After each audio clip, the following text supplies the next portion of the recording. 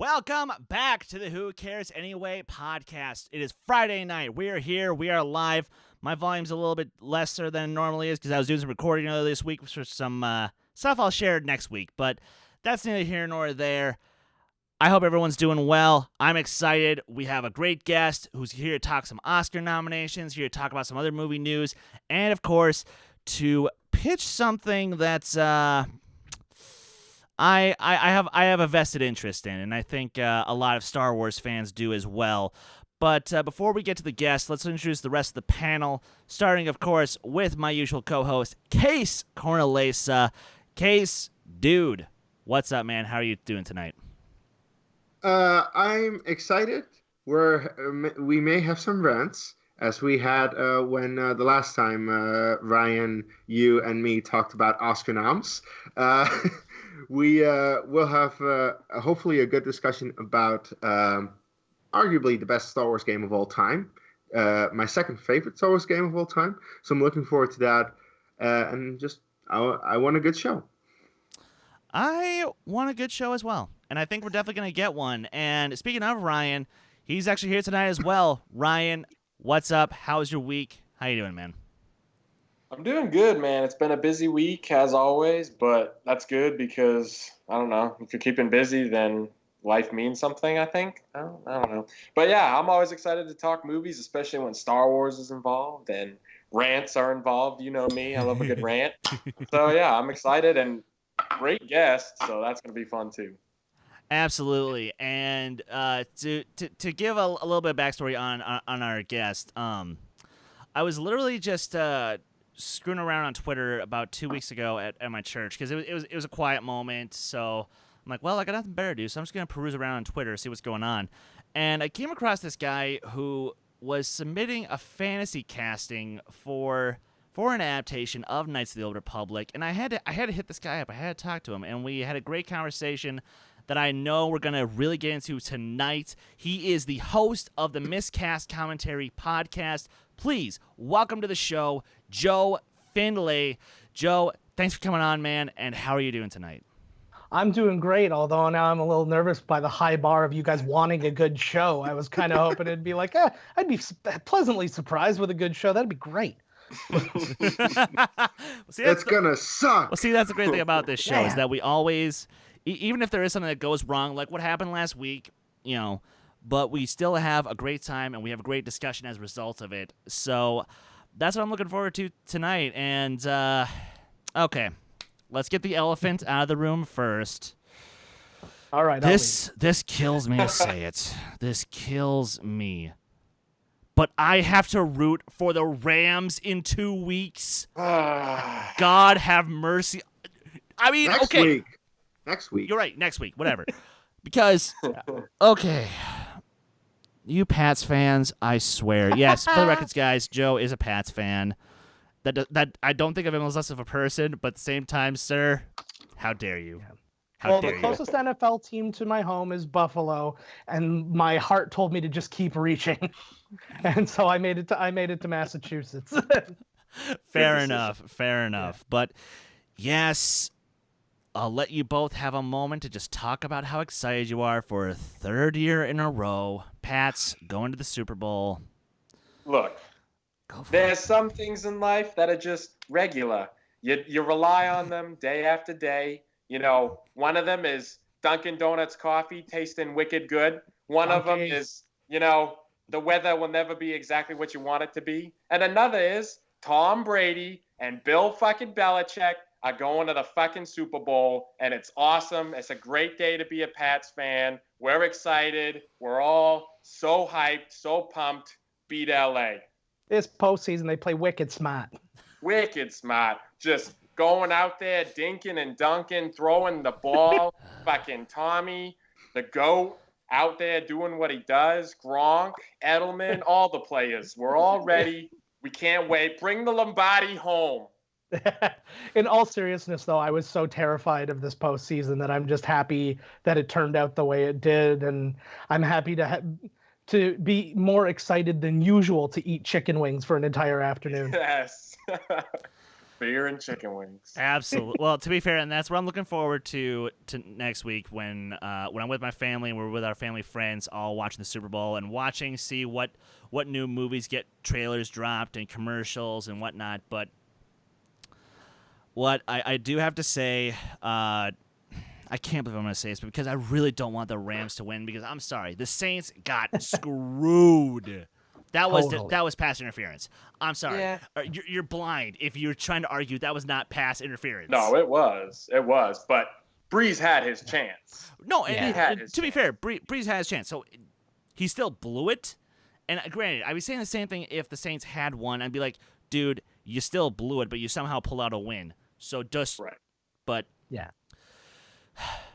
Yeah, somebody recreated that game in Madden, and there was a pass pass interference was occurred. Called. And it was called. That was fantastic.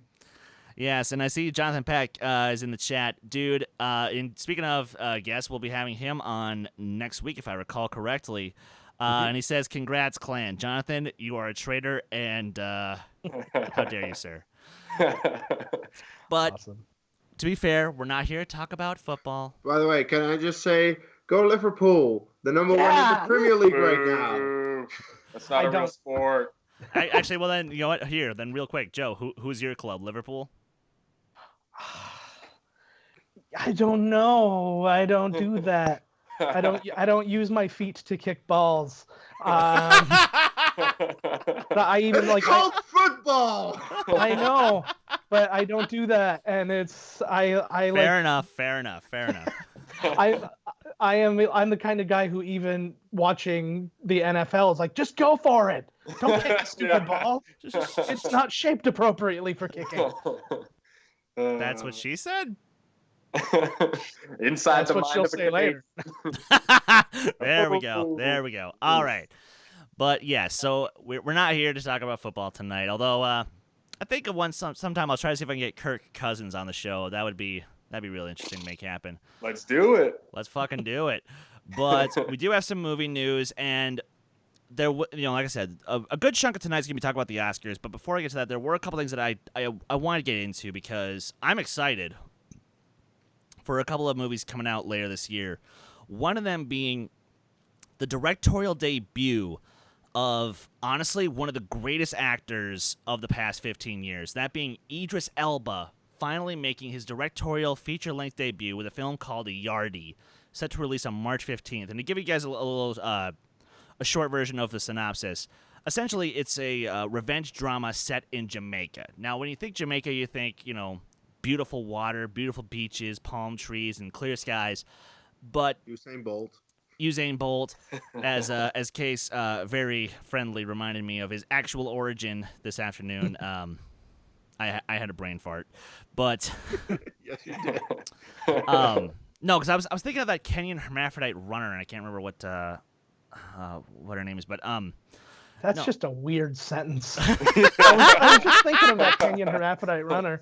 Well, I mean, the mind goes to strange places. You told me I can use some footage from this for to promote on my side. I think I just found my clip. You found your clip, absolutely. But yeah, no, but you go away from any of the resorts where, like I said, you have those great beaches and whatnot, and sadly, Jamaica is not the nicest place, and that's because the country itself relies pretty much on 90% on tourism and 10% on exporting, fruits and whatnot, because it's barely able to keep itself alive. So there's a lot of criminal activity. There's a lot of gang-related activity. And if Idris Elba is actually seeking to really capture that and tell a very dramatic and heartfelt story around that, I'm interested as fuck. Ryan, that sound something up your alley? Yeah, I mean, it's always interesting to me when well-known actor, which is, I think, what Idris Elba has become through Marvel and Luther and other things that he's been in recently, and the Bond buzz, as it were. So, I mean, I think it's always interesting when an actor goes and tries his hand at directing. It kind of makes sense for Idris Elba. He seems to have a very cinematic eye when it comes to the roles that he chooses, maybe Marvel aside, I don't know, but he seems like an intelligent guy. And yeah, of course, 70s gang drama set in Jamaica. Why not? I mean, that's interesting to me. It's intriguing. And yeah, I just want to see where his career will go. I mean, there's always some measure of interest there. So I was about to say whatever can make up for his sad appearance in the Dark Tower, right? yeah, well, I didn't even try to watch that because I saw the trailer and I was like, not for me. No, see, I forced myself to watch it in theaters, and Oh, jeez. I'm still trying to get my money back. But Joe, you hear about this movie? What about it stands out to you? The interesting thing, I think, is his decision to go very indie on it. The idea that he has the pull and the opportunity to bring in some friends to fill out some of that cast to maybe draw more of an audience.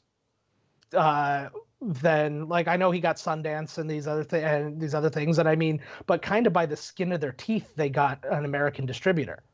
So it's like, but if you throw a couple of names in there, that becomes a lot easier job. So I think that he believed enough in himself that he could just go basically as raw as you can go for a directorial debut when you're known. And so I think that says something about the story he wanted to tell. It was more important than how who all was going to be able to see it right away, or like how many theaters he was going to get it in. He just wanted to tell a good story. So that makes me look forward to it even more than had he gotten some of his friends filling out the cast. That's a fair point, because when I hear the name Idris Elba, of course, first name I think of is Heimdall, and then I'm thinking, oh God, he has a crap ton of connections to everyone in the MCU across so many different shows and movies that he's done. But like you said, he's choosing something real intimate here. Kees, are you excited to see what he could do as an artist, or is this not really your cup of tea? I just don't think this is what I would want in a movie. I don't really have thoughts on this. I'll wait until reviews get out. If reviews are raving, I might want to see it. But it's an actor turned director. There have been good instances. There have been bad instances. I'll just wait until Judgment is out and until I can actually see the movie. As of right now, I'm like, sure, you make that movie. We'll see what it becomes. Well, actually, and that's a fair point, because I have confidence that he could pull a Ben Affleck and give us a surprisingly damn good film. But it wouldn't shock me if it wasn't that great. So we'll just have to see once we finally, get closer to the release date and reviews start coming out. But moving on to something that I know is going to be a huge goddamn hit, at least amongst fans of this very popular show from the late 90s and early 2000s called The Sopranos. And it was just announced that, sadly, James Gandolfini, who passed away a few years back, way too soon, best known as Tony Soprano, his character will be coming back. But this time, played by his son, Michael Gandolfini. Joe, I'm going to presume you've at least seen something of The Sopranos? Oh, I've seen all of The Sopranos. I used to broadcast The Sopranos, so... Oh, awesome. Yeah, I worked for, at the time, I was broadcasting HBO in Canada, so... That's awesome. So the more you know. Then quick side question before I get back into the story. Did you get free HBO for that, or? No, I can get cheap satellite, but that's the best we can do. And satellite, I still didn't even go with it, to be honest with you, because the last thing I need is for a rainstorm to interrupt my watching television. Fair enough. Absolutely fair enough. But so you hear about this news, and you hear about this prequel that's already again getting a decent sized cast, because if I recall correctly, Vera Farmiga is set to star in this. I'm forgetting who. John Bernthal. John Bernthal. Yep, John Bernthal is playing Tony's dad. Yeah. Like this, is this exciting you as much as it's exciting me? it has a chance. I have a couple of reservations. Reservation number one is we're in a wave of nostalgia television right now, Fair and enough. it's been very hit and miss. It's like, hey, basically we're remaking everything in the 90s except everybody from Oz still has jobs, so we can't do that. And so, but like everything else, pretty much they're remaking or retooling or doing whatever. I think that this has been something they've been talking about a long time. I think it's interesting to kind of go back to old New York. That's pretty cool. But it's kind of, okay, are they counting too much on people who haven't seen the show in 12 years, however long it's been, to just jump right back on board? My next concern is, are they hoping they hit the same home run that they did in Straight Outta Compton when Ice Cube's son played Ice Cube? Oh, that's Good point. Because that worked once. I don't know that it'll work again. It might be amazing. And I know. That's a fair point, because as much as I really love Black Panther, Forrest Whitaker's son doesn't really play a great Forrest Whitaker. If that makes sense. His eyes all straight. Yeah, exactly. So, I mean, unless you can, Wampa attack him and, make his eye look messed up that way, just so that way we have a clear visual of that. But, yeah, no, that's a fair point. Fair point. Ryan. Yeah. Now hearing some of Joe's concerns, does this change your opinion at all on the Sopranos prequel?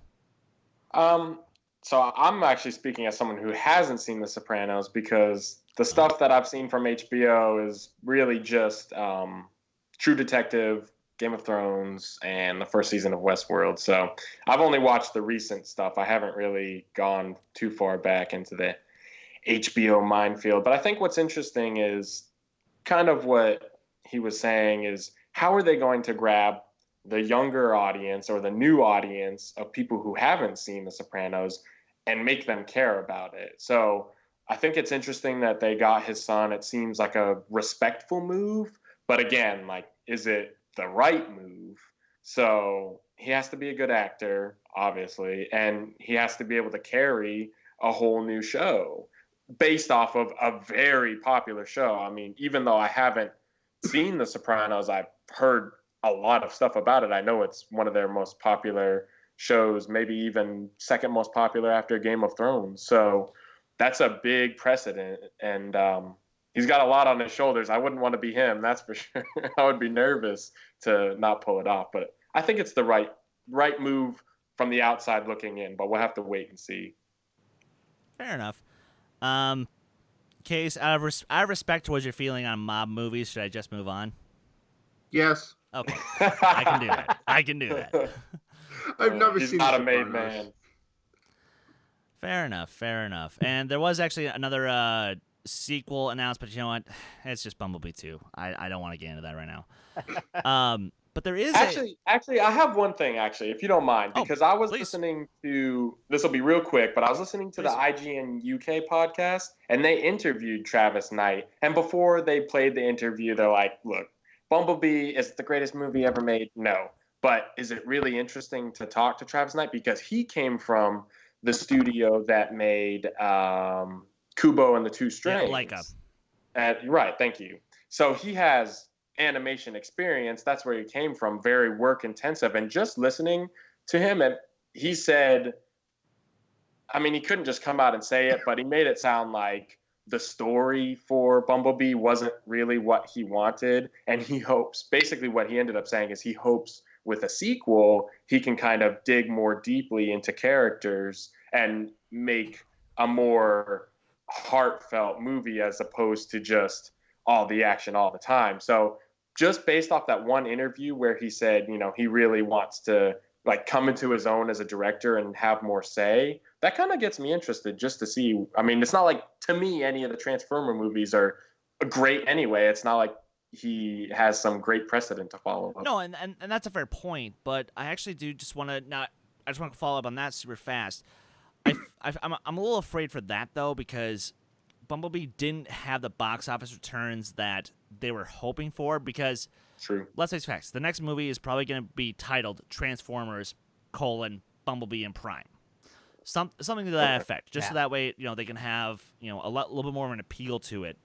Mm-hmm. But there's the Transformers name. It makes money. Exactly. Yeah. And say what you will about the quality of those films, because there's a reason that this was the best one out of all of them. And I still have to make time to go see it, but even just Same. I just automatically know, because Travis Knight is a fantastic director. He's not made a bad film, in my opinion. So, but yeah, it's worth also pointing out, though, that it had pretty fierce competition while it was out. It was dealing with Aquaman and all these other things that I think that the other Transformers movies haven't. And like all the other Transformers movies, though, it killed internationally. It didn't do so well domestically, but it crushed in China. And I feel like they keep pumping out those movies because they know they're going to make their money. It's very similar to the Vin Diesel effect of the Triple X's and those kind of things. You're going to go, I'm going to fill this with an international cast. I'm going to make it something that appeals to everybody except the United States. And then we'll just go from there. And it's very hilarious that you brought up that particular actor. Foreshadowing. Sorry, what? As we move on to our last story before we hit the Oscars. So there's this new short-lived phenomenon of going across the internet of this new Matthew McConaughey film, because yes, Serenity with him and Anne Hathaway just dropped this weekend, and apparently it's actually pretty good. So I might go check it out when I get the chance to. But everyone's talking about this trailer for this movie called The Beach Bum, which apparently looks like the South Florida version of The Big Lebowski. That's it right there. And as someone who doesn't get The Big Lebowski, I don't get the hype. I don't get the phenomenon. It's a good movie. I enjoyed it. Yes. I laughed. But I don't get the religion behind it. So am I missing something, or am I just crazy? No, I don't think you're missing something. I love The Big Lebowski, don't get me wrong. But I'm the same way. And the first thing 3 seconds into that trailer, I watched it yesterday, the Red Band one, and I was like, oh, he's getting his own dude. Or it's basically his character is sequel to Dazed and Confused. This is what's happened to him after 20 years.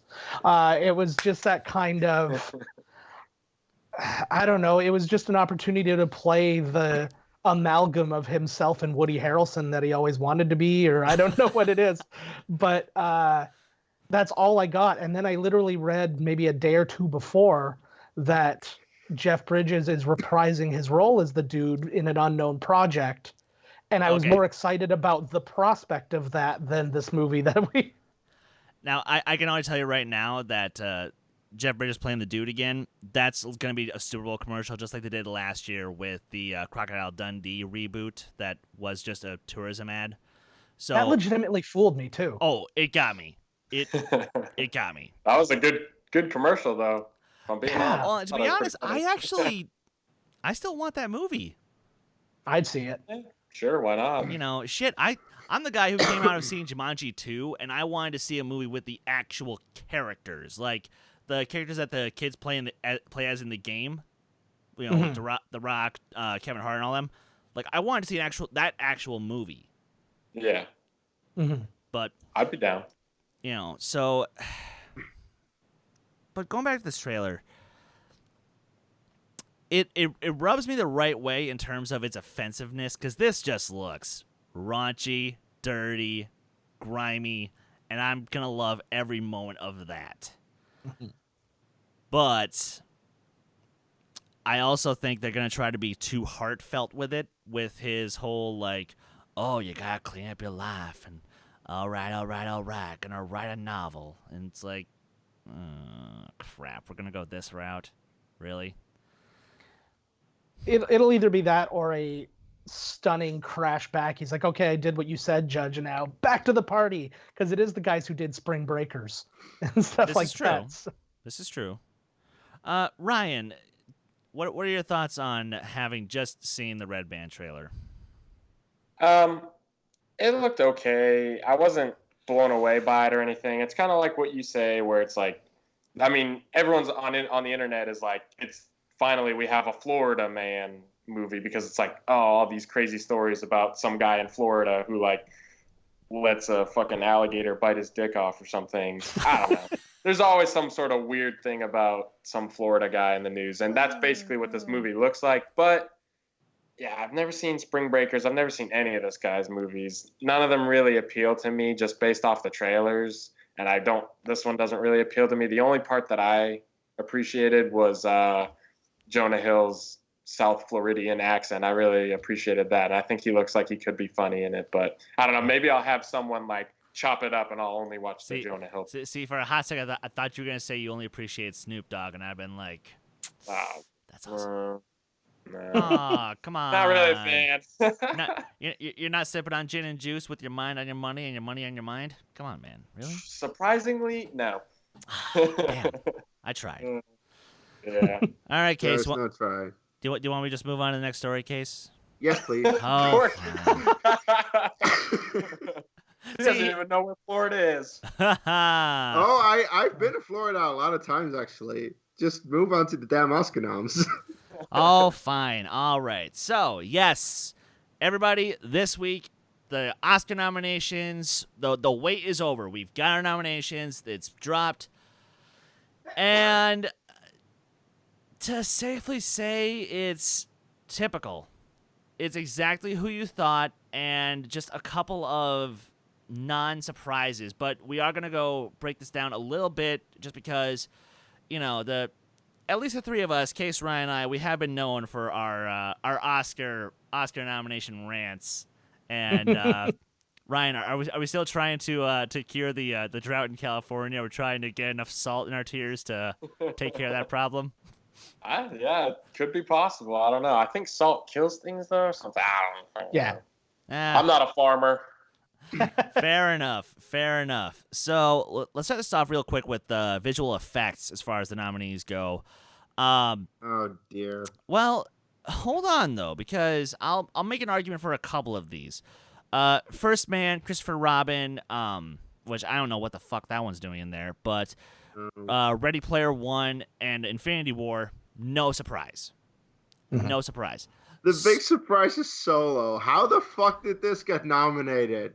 This movie is dark. Like it's literally dark throughout the entire movie. You can't even see what the fuck is going on. When there is a visual effect, you can't even it's just bad. You can't really see it. Case, that's more cinematography than the actual effects, because the effects, in my opinion, are still there and they're still good. They're still well presented. The cinematography doesn't do it any favors though. But the effects itself, for example, like the speeder chase on Corellia, yes, that was amazing. And I think the set piece of the actual Kessel Run and stuff like that, with everything that's going around them and the creature and all the things, you put that scene in for a visual effects nomination. Yes, you do. And that's the exact clip they're gonna play when they say, "And your nominees are Solo, a Star Wars story." Yeah. But the one I'm surprised by is Christopher Robin, because dirty confession here, guys. I didn't like the movie, and I certainly didn't like the effects. So it also didn't have what does surprise me a little bit about the Oscar noms overall is that there was no momentum for a whole lot of things, except for the real obvious ones. Like, for example, Christopher Robin wasn't nominated in any other awards show. Same with Solo. That's why it surprised me that much. I've seen other awards nominations shows, and also with some visual effects, and I was like, well, okay, it makes sense why those are nominated. And then you get the Oscar noms, and Christopher Robin and Solo are in there, and I was like, wait, how did that happen? There are a couple more. We'll get to them. But yeah. I haven't seen Christopher Robin, but from what I've seen from it, it doesn't look that great. I just hope Ready Player One wins this one, because the visual effects in that movie are fucking awesome. Yeah. I know. look, the thing is, it comes down to either Ready Player One or Infinity War, just based off of the motion capture and other effects that are in it. But specifically, hold on, Case, hold on. It's not about quality of the movie. He's not the one freaking out. I'm the one freaking out. Case, I'm going to say Chris. You guys have fucking... I was just gonna say, you guys have the same thing. Does Case like calmly freak out? I was like, is he like have a slow burn that I don't know about? That's kind of how it happens. He like holds it in. But anyway, Ready Player One is the thing with Ready Player One is even if there are some weak points in the film, which there are, there's just so much CGI throughout the whole thing. But I don't want to really necessarily spoil it. But there's a certain scene in the movie that's pretty well known at this point, and it has something to do with a famous '80s movie. And I think that's why it was nominated. It's an awesome moment, but it's not about was the movie good. It's about was the effect good, and it's being voted on. The visual effects and the visual effects throughout the movie are awesome. And I'll make the argument the effects in First Man were better executed. Yeah, but a lot of times they nominate based off of and award based off of innovations in technology. It's not always how well does it come across necessarily, but what went into making that effect is a lot of times how because a lot of movies with bad or not that amazing visual effects have won before, and it's just solely based off of went into it. Yeah, exactly. It was a revolutionary way to do effects, and that's why it won. And I think it'll be Infinity War based off of one, politics, and two, it looked amazing. But I'm not surprised to see literally not even Christopher Robin, because for all we know, like the way they animated the fur, does it look great? No, but it could have been a completely new way to do it, and that's why it gets on.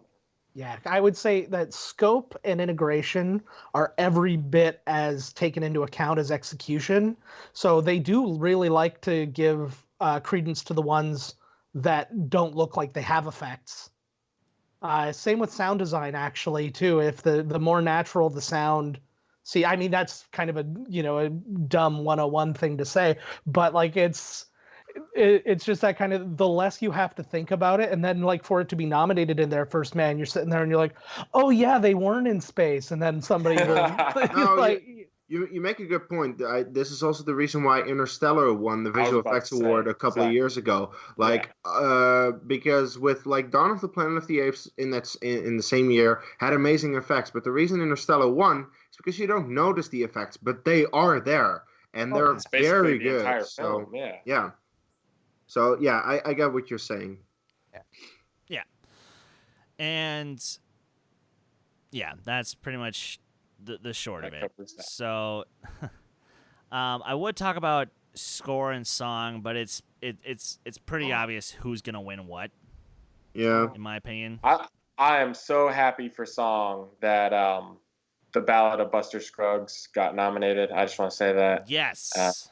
I really like that movie, and I really like that song for what it is. I mean, it's not like something that I'm bumping in my car all the time. Well, no. Even though, yes, I do listen to Shallow fairly often, actually. It is really great. It's a great song. Although it's not as good as the opening number, and I'm blanking on the name of it, but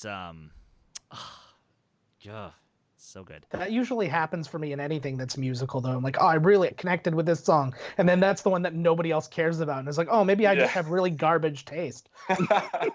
See, no, it's everyone else who has garbage taste, because the best song in The Greatest Showman is clearly The Other Side. But what's the song that everybody loves? This is me. Look. Often the song that is the most popular gets nominated rather than the best one. Sometimes, yeah. Yes, especially in the case of South Park. Ooh, sorry, Case. Did I just get it? Okay. Look. Let's rant about this. Blame Canada is a great song. But it's not the best song of that movie.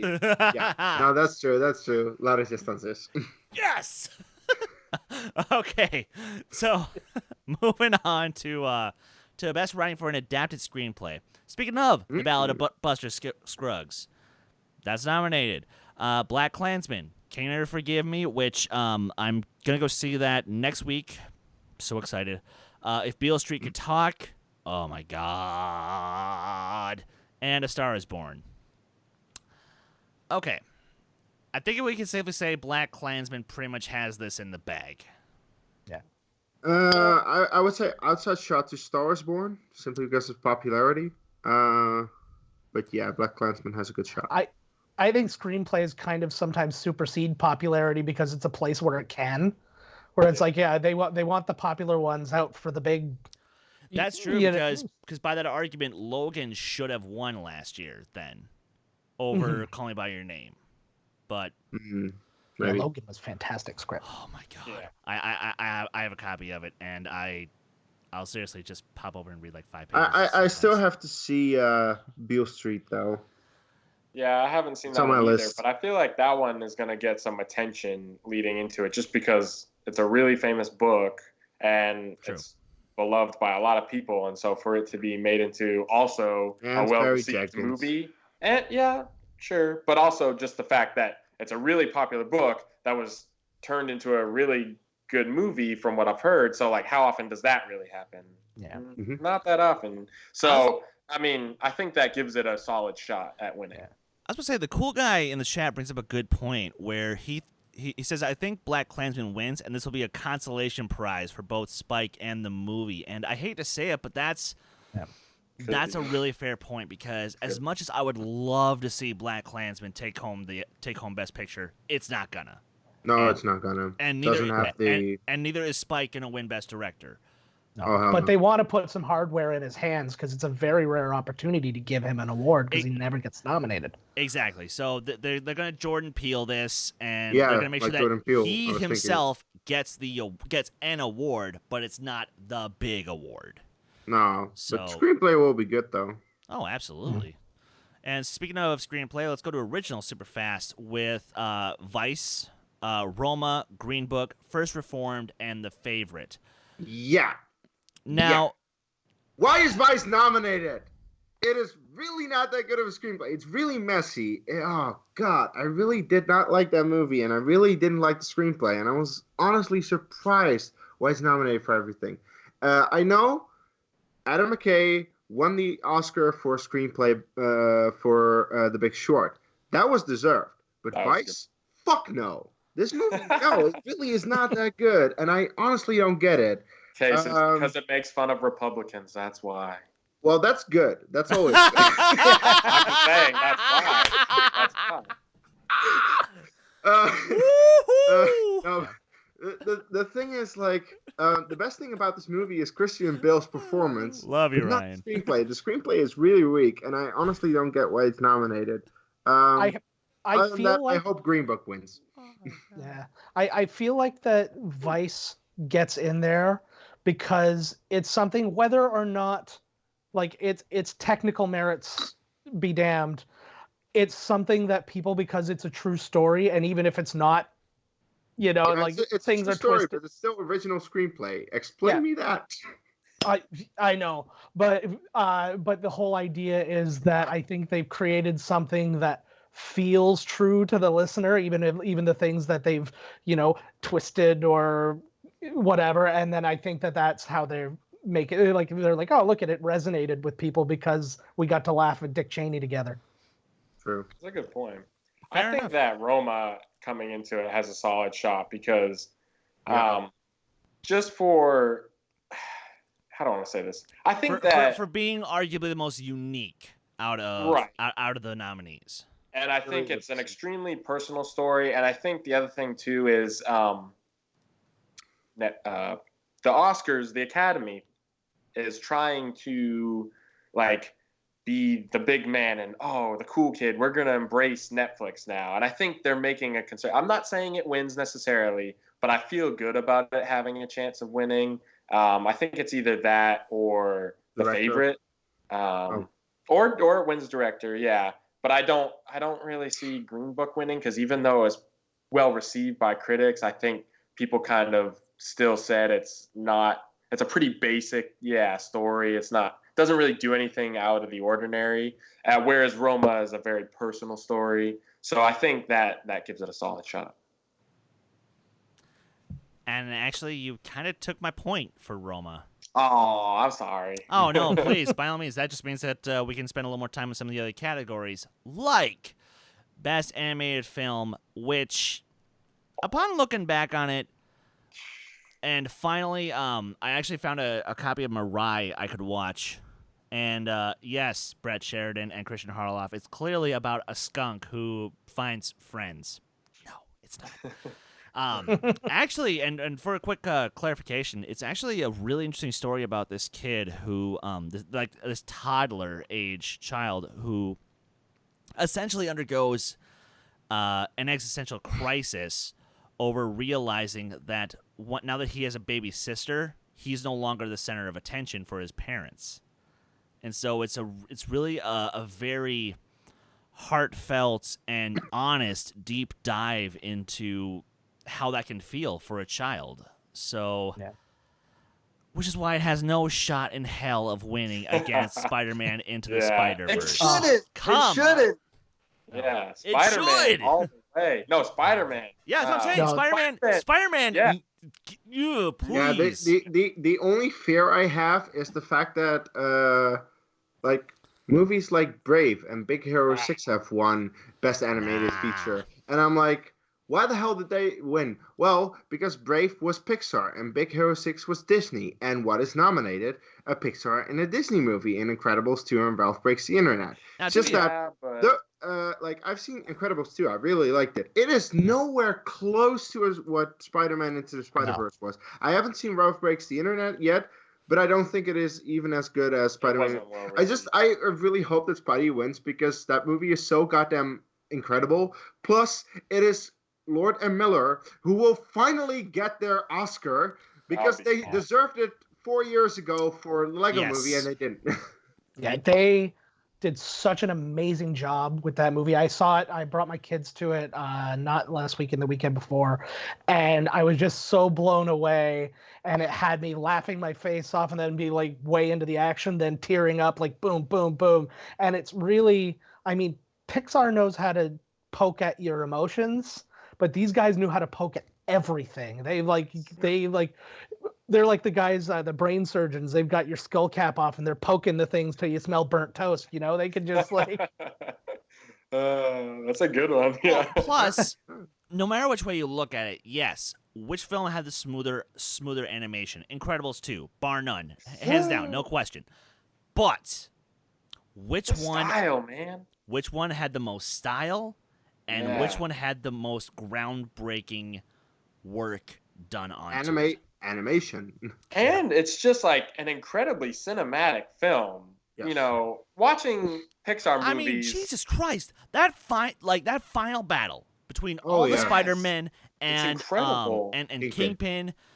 Oh my God! Like, and literally, when he jumps off the roof, they invert the camera, so instead of falling, he's rising. He's rising up to the challenge. Yeah. He's rising into his position, His whatever you want destiny. his birthright. Yeah, exactly. It's so note perfect. The humor, just the characters that they put in there. It's so cool to just see all these different Spider-Man characters. Nicolas Cage. Yeah. Oh, come on. I mean, seriously. He was amazing, but the integration of styles too, to have Spider Noir next to Penny Parker in an anime thing behind this whole dotted. Sorry, I use my hands a lot, and there's not a lot of space in this window. But there's but the like it was just so much going on. And then right, you brought up Nick Cage. It was probably my favorite overall cast of the entire year as far as movies are concerned. Like Chris Pine as Peter Parker, John Mulaney as Spider-Ham. It was Liev Schreiber as Kingpin. Like it was just go, go, go. It was literally my favorite my favorite fictional film of last year. This is my number 2. I adore Spider-Man Into the Spider-Verse. It's bar none. It's my favorite Spider-Man film. Like, That's amazing. It has no competition. Yeah, seriously. For that and position. that's why I'll be pissed when it doesn't win, because I don't think it's going to. I think it will. It better. I don't know. They never seem to pick the right. As I say. So Ryan, then kind of like how you said way back when that you thought for sure Suicide Squad was gonna take best makeup. True. I did say that. Good memory. You did say that. No, I remember these things very clearly. Ryan, I hate you. I think we bet on that one too. We did not bet on that one, thank God. Oh. Hey, but here's the problem, I Ryan. I am fucking tempted right now. Oh, really? So, guys in the chat, should I do it? And if I do, give me some stakes. Oh, I want to be a witness. I want to witness this. I honestly do think that they will pick this one to win. I was more making fun of the Academy for never seeming to pick the right animated film. But they better get it right this year or else. Well, they did get it right last year. I'm done. I think the campaign monster was well enough behind Spider-Man, though. I mean, this is true. And for a movie that was so well received evenly among critics and audience, I think that really helped it. So that will help it. Yeah, totally. But 97% of Rotten Tomatoes. And not high enough. No. Yeah. There's 3 more spots it could go. Very quickly, very easily. But as we come out of Best Animated Feature, look, production design is going to go to Black Panther. That's no question. Editing, who cares this year? Because sadly, there wasn't like a Baby Driver caliber of editing job in a film this past year. I'm sorry. That's just my opinion. But you're right. Makeup goes to Vice. Yes. So let's just go on to the acting categories, and we'll be a little expeditious with this, just because I want to make the break on time. So, goals. Actress in a leading role, it's going to Glenn Close. I'm sorry. Like, don't get me wrong. Lady Gaga was good. You know, Olivia Colman, by all accounts, is fantastic. Melissa McCarthy sounds like she actually gave a shit in this movie, so that's good. And for the first time ever. And Yalitza Aparicio, she did great. She was phenomenal in Roma. But Glenn Close has been a veteran actress for almost 40 years and never gotten the recognition. Yeah. So it's gonna be a before you go, like, hey, before you go, here you go. And I'm not saying she did a bad job. I haven't seen that movie. I probably may never see it, but I'll be happy for her because she has been great in so many other things. So Guardians of the Galaxy. I have nothing against her winning it. Yeah, to me, she's like the understreep. She's like what Meryl Streep could have been with just a little, like, just take a little bit off of her, you know. But I mean, she's got a lot of memorable roles and things like it. She was great in Mary Riley, which, you know, isn't a fantastic film, but she was really good in it.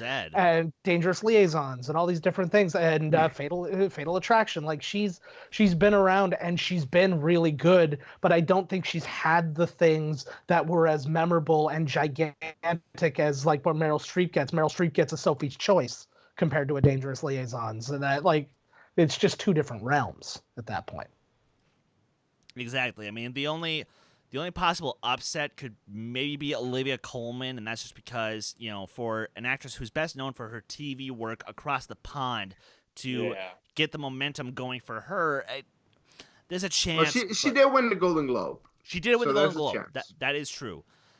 But the Academy also really likes to give the, you know, basically a lifetime achievement award within the Oscar itself. So, well, that's the thing. There are kind of two things that the Academy likes to do sometimes. One is give it to Glenn Close and give it for whatever she has done in her career.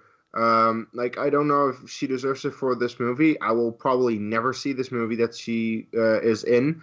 But, like, I know Lady Gaga is great. And what they also like to do sometimes is give the younger actress that has just risen to born into the star. Yeah, I get it. Kind of like what they did with Jennifer Lawrence. Yeah, like with Jennifer Lawrence or with Alicia Vikander or Brie Larson. They've done it before where they give the younger actress who's just starting their career the Oscar to make sure that they continue that.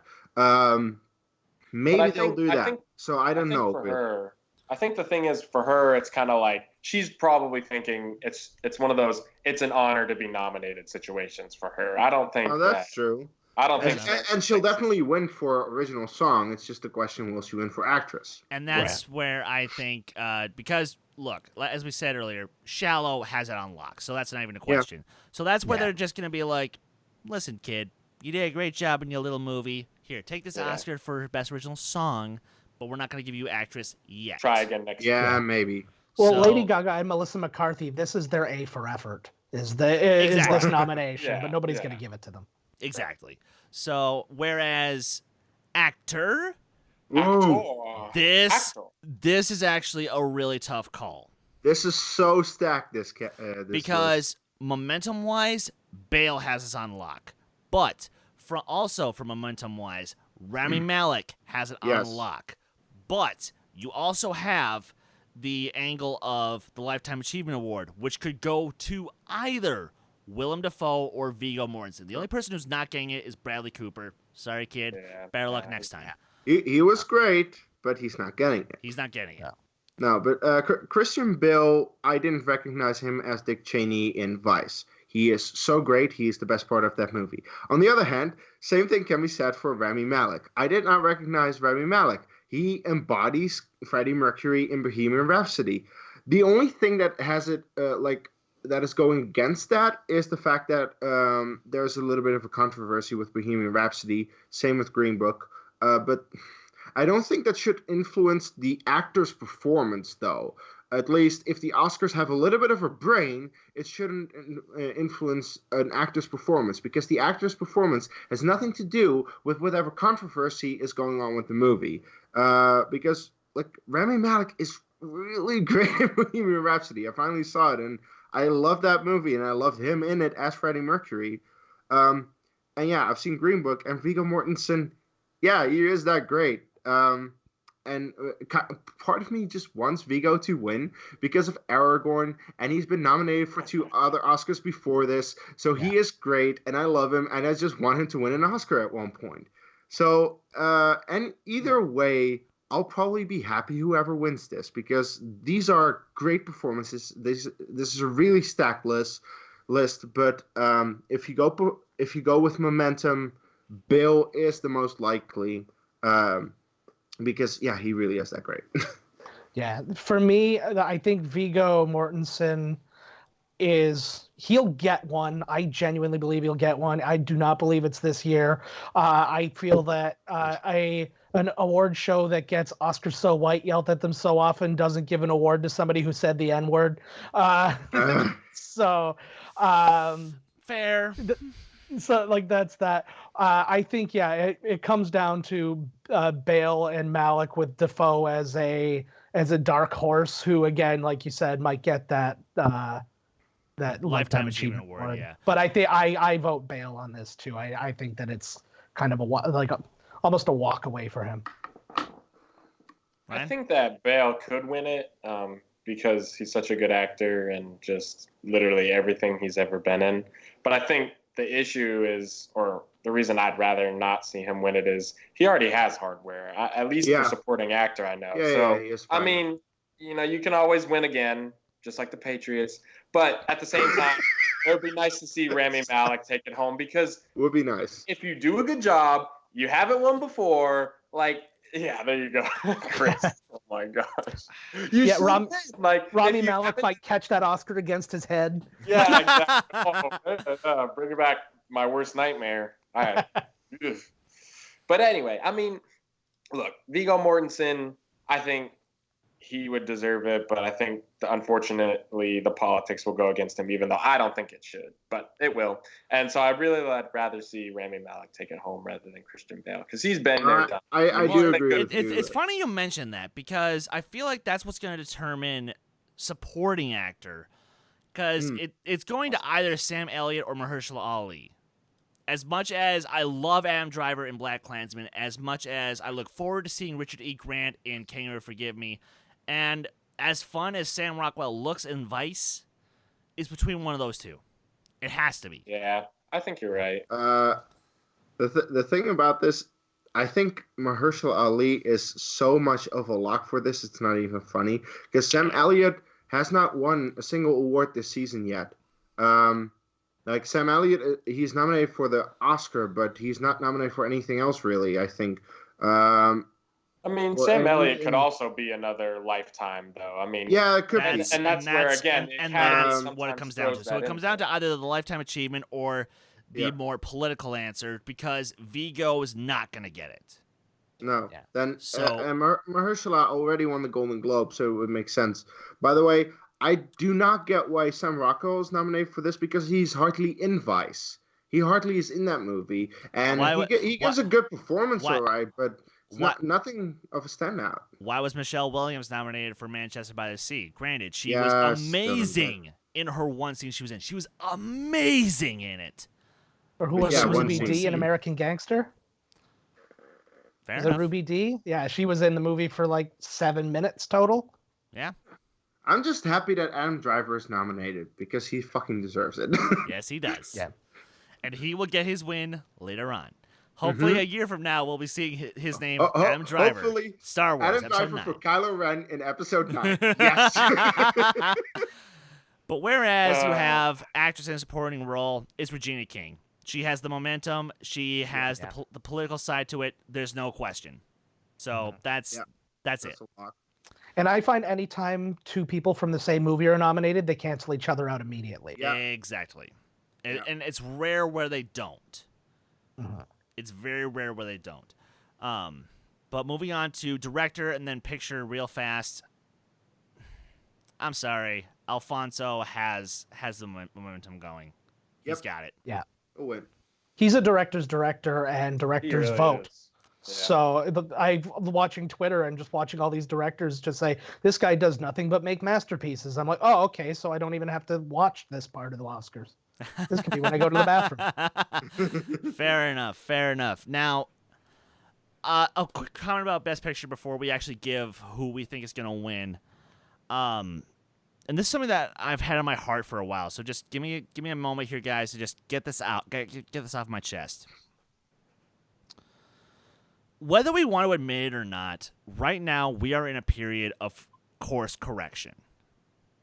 So when you see movies like Black Klansman, Black Panther, or you see movies that aren't necessarily the best quality, but you see films that have the most cultural significance. You see the movies that have the most impact in the now, that are required to exist so that we can progress further as a society and as a people. Right now, we're in a state of course correction. And yes, it feels like it's overcorrection because sometimes we feel like we're being a little too politically correct, even though that's not the right term. But sometimes that's how it feels. And it is our job as artists to embrace that for the time being. Because you want to know what's going to happen? In about 5 years or so from now, everything's going to level back out. And it will be a purely what is the truly best film that's being nominated. Not what's the most important, not what has the most significance, not what has the greatest impact on society at large, but what truly is the best film. And we're just not at that point yet because we have been screwing minorities for too long. So now we're finally going to give them a chance to have their voice heard. Would I have personally picked Black Panther to be a nominee? Hell no. I love the movie, but it didn't deserve the nomination. But it does deserve it because of what it stands for. And because of this, 5 years from now, we're going to see more superhero films get nominated for Best Picture. We're also going to see better superhero films get nominated for Best Picture. So if that's the price that we have to pay right now for better quality down the road, bring it. I will happily pay that price in the moment. Because that being said, it's pretty obvious either Roma or possibly Black Klansman will take home the gold. I'm really not sure about this one. Yeah, it could be. If you look at the Golden Globes, Bohemian Rhapsody and Green Book won, but those don't seem to be the favorites for Best Picture, though. Now, I do want to say, I want to say a thing about Black Panther. Black Panther is by no way not even close to being one of the best movies of the year. It is a fine, well-made superhero movie that is only nominated because of its cultural significance. And I recognize that it's nominated for its cultural significance, and I recognize that it's important in this day and age. It just, if you look at the movie, at least I've seen the movie twice, I really don't care for it. I think it's a fine movie.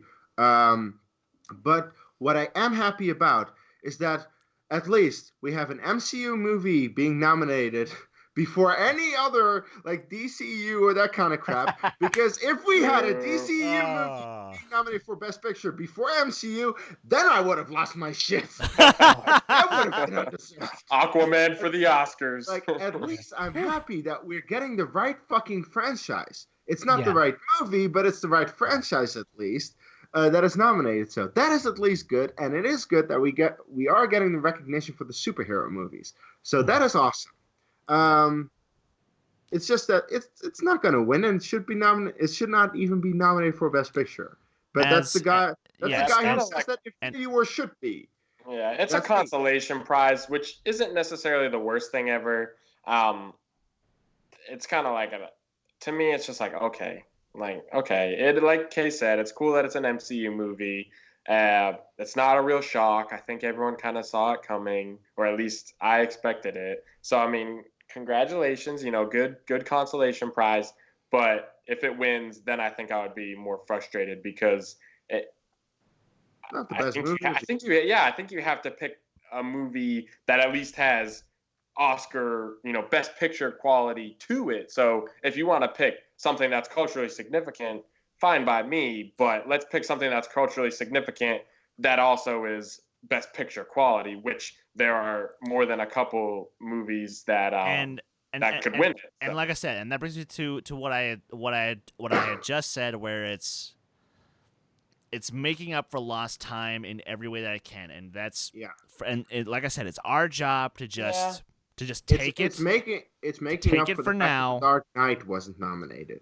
Exactly. Or that The Avengers wasn't nominated. Yeah, exactly. That kind of stuff. So, yeah. Joe, final thoughts before we go to break. I'll just kind of step a little bit on what you were saying about the whole thing as consolation. I've been writing a little bit of a piece actually on Black Panther, and because you hear a lot when they do the interviews, and same thing with when they were interviewing Anthony Mackie about being Falcon, is they want Black kids to see Black superheroes and that sort of thing. And I'm like, that's important. That is for your own self-worth and all that. But I also put to you that it's just as important for little white kids to see Black superheroes, to look up to people of color. And this doesn't just go for Black, this goes for Asian, this goes for Hispanic, this goes for all this sort of thing. So when there are some households where mommy and daddy are teaching hate, that little kid goes, I'm not going to listen to you because my hero is a Black man. Yep. And that is so important. But for the cultural significance of this, I think it is more important that the little African American children can have something and look at and see, like, this is what life can be. Look at just as the actors or as the heroes, you can choose whatever you want. But these are people who are being given accolades, who are kings, who are leaders, who are and women too. That's another thing. Just little girls in general is like the women are the protectors and the geniuses and the moral compass of that movie. Like there's so much to that. There's no way. This is why you go up to 9 movies, so you can nominate a movie like this knowing you're not going to give it the award. Mm-hmm. Joe, I could kiss you right about now, but rather than do that, we're going to take a very quick break, and as soon as we get back, Joe and we're going to have a little conversation about a little game that came out 16 years ago now. Ready to feel old, kiddies? Well, you should. So we'll be right back right after this. Don't go anywhere.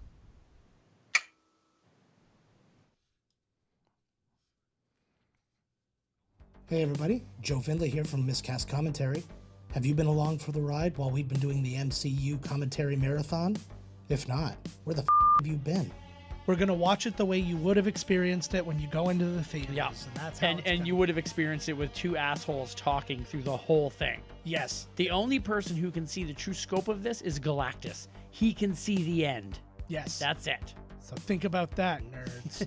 She knows who's the boss in this house.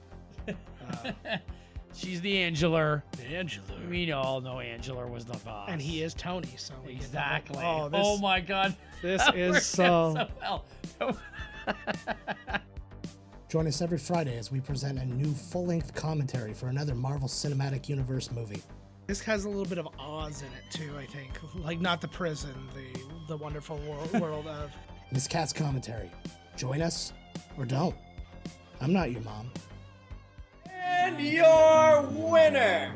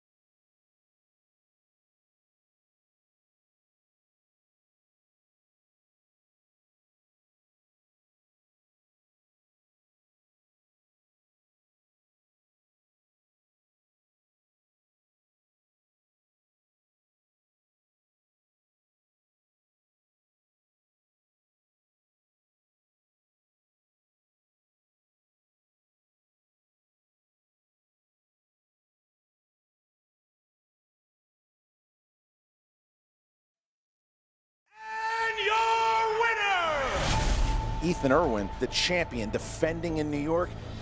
Dan Murrell gets a chance to become the 3-time champion. If you're already at the $10 tier, you'll get the live event for that night. You can watch it for $2.99 the night of. You don't have to be a patron. Season 6 is going to be bigger and better than anything you've ever seen. You want to see Murrell versus Irwin for the title in New York? Ethan Irwin did something that nobody in this league has been able to do. Be ready, because I'm bringing my A game. And Chance Ellison goes up against Janine the Machine. Janine the Machine about to shut this thing down. I'm not intimidated, not one damn bit. Schmodown Live, the battle for New York begins. Let's get ready to Schmodown!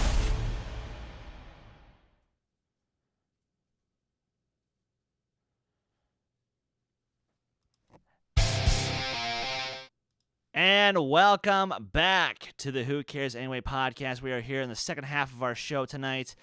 As always, I'm your host, Chris Dohmen, and with me, I, of course, have my co-hosts, Ryan McLellan and Kees Cornelisse, with our guest, Joe Findlay from the Miscast Commentary podcast.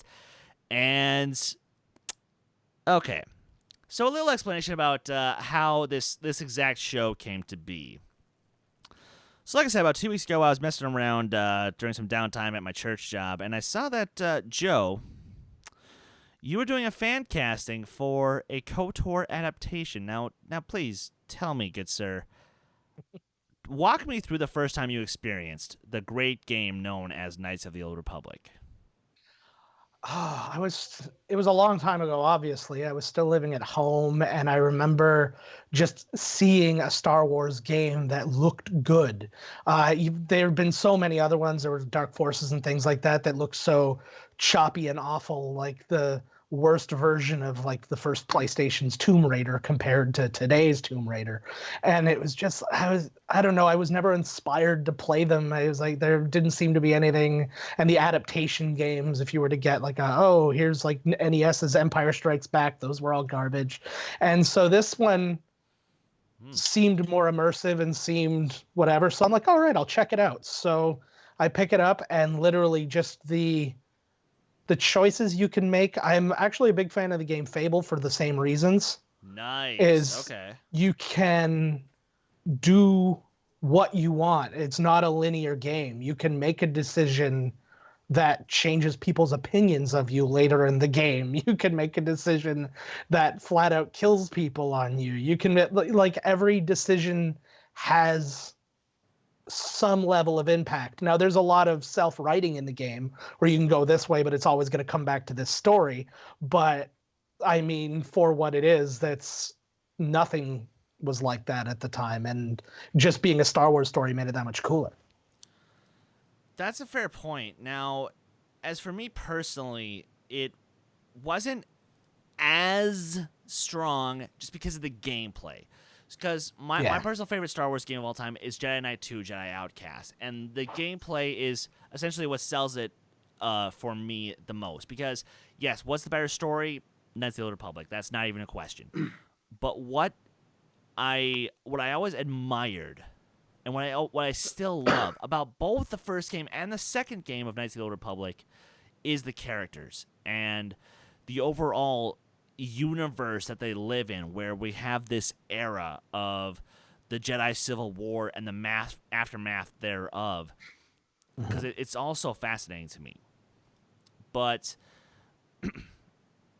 was that also the case for you with the second one? Because I know that Kees finally got around to playing the second one, and while he not finally, I'd played it before. I just replayed it.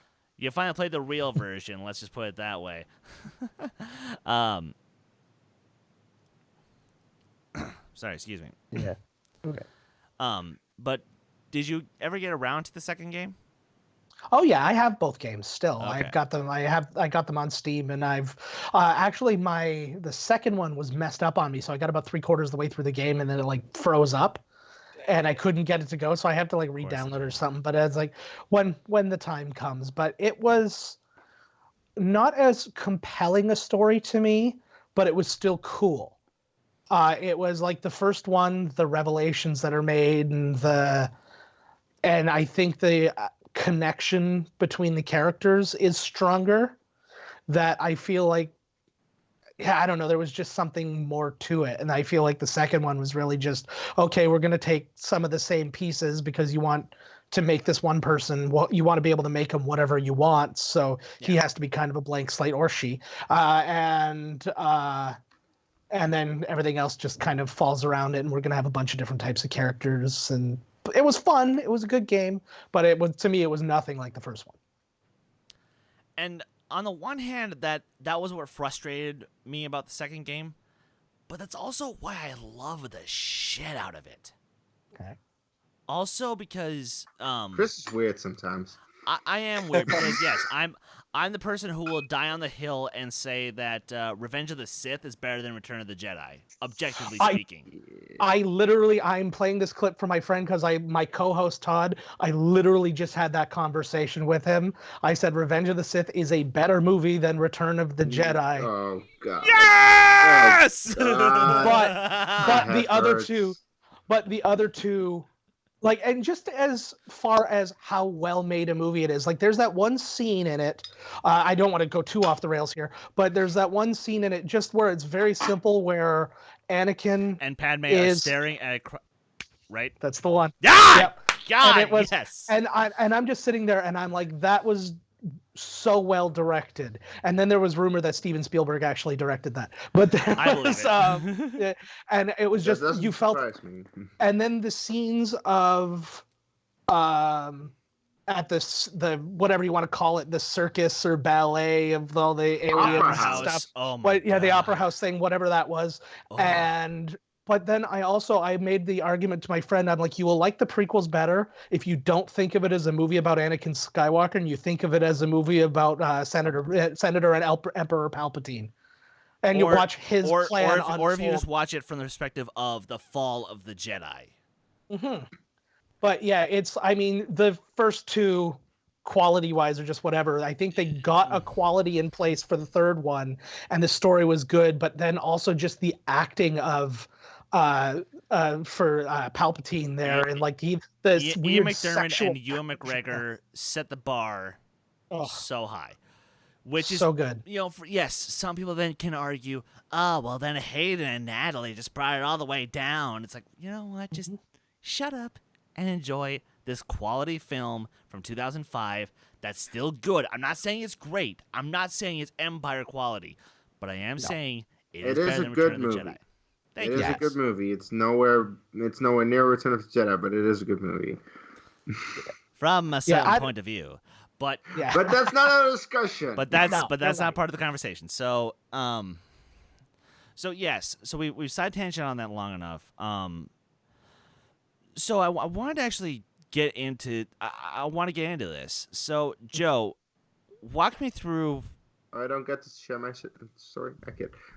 I'll get to you in a second, Case. I'm still talking to our guest. You're not the guest. Mommy, Daddy, stop fighting. Mommy and Daddy have had a little bit to drink, kids. Just relax. So, actually, wait, Case. Are we drinking the same thing again, Stella? No, you're drinking Stella. I'm drinking a Dutch brand that you don't get. Fine, fuck you then. So, but what inspired you to create this fantasy casting and to create your pitch for a Knights of the Old Republic adaptation? Much like the way I created my podcast, much like the way I was invited on this show, I like to run my mouth off and get attention. I sympathize. No, there wasn't much more to it than that. Actually, no, the real story behind the podcast is my friend and I, we've been best friends since before grade 1, and we were separate for 10 years, and we just magically came back together. And we were like, we need to come up with a reason to be in the same room at least once a week, and we came up with the podcast.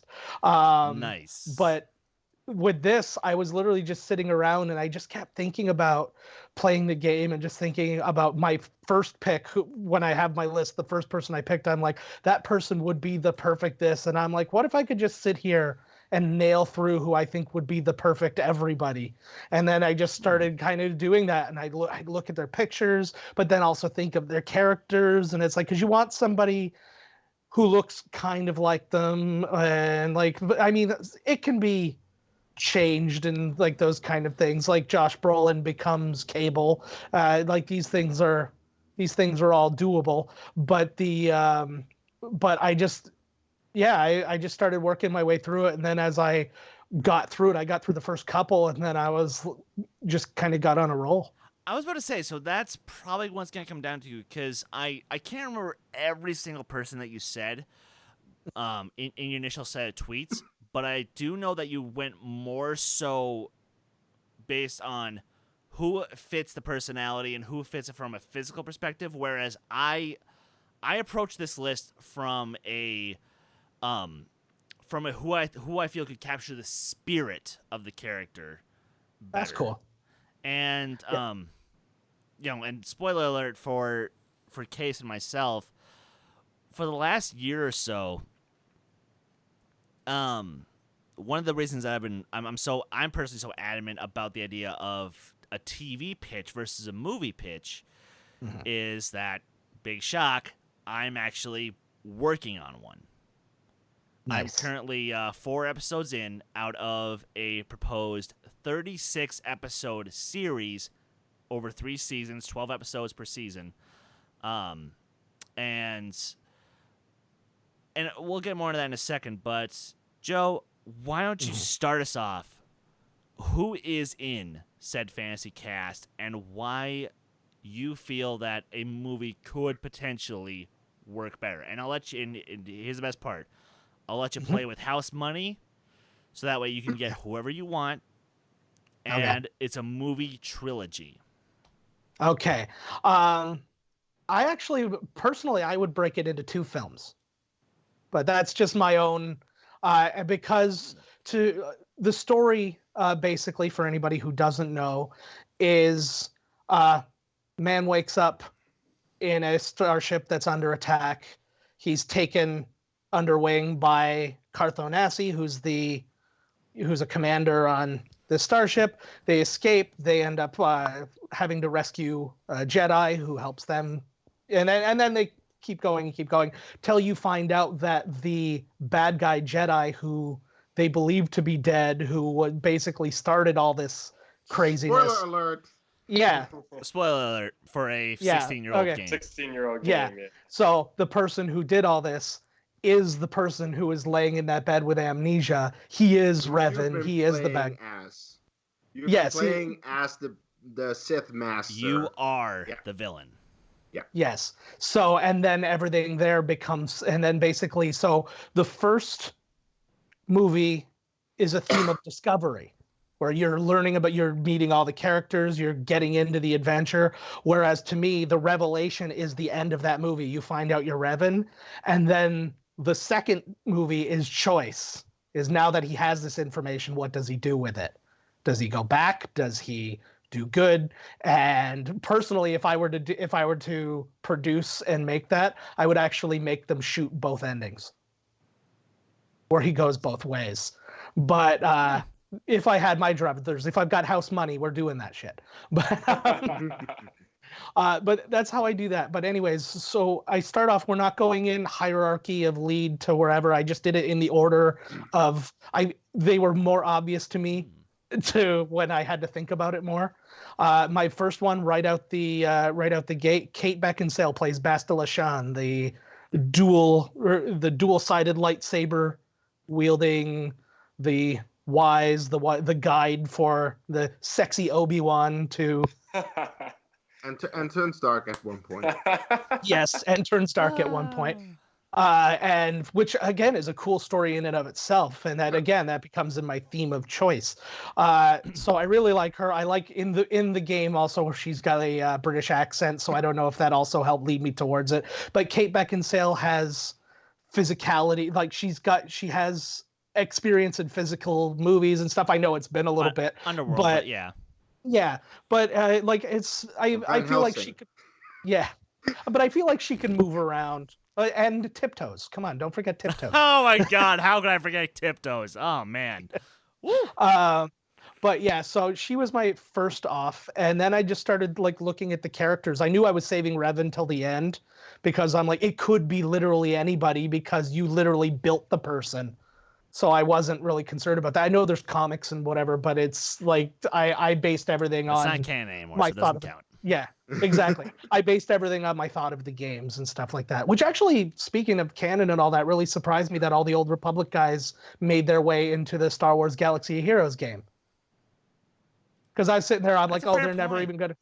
I was like, they're never going to... Because they're like, they're not even considering it to be canon. And then that happened, and I'm watching the boards in there light up going, oh, it's canon now! It's canon now! So it's got the Disney name on it, but... True. But yeah, so anyways, I'll keep this going though. So my next guy was Carthonasi, who again, he's, for better or worse, he's your nicer Han Solo, I guess we would say in this story. He's more of a straight man, Han Solo.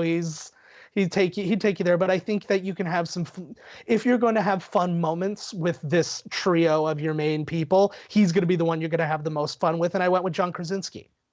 Oh, that's a good pick. That is a good I like pick. it. So I like him a lot. His height might be problematic, but that's what Apple boxes are for. I find him a tad too young, but I get why the pick. But yeah, and I think that he's now, especially that he's got the Jack Ryan and stuff like that under his belt. You can see him serious, you can see him silly, so that's where I went with him. Didn't take me long for oh my god, I actually typoed in my Twitter. I'm going to delete the whole thing and start again. Canderous Ordo.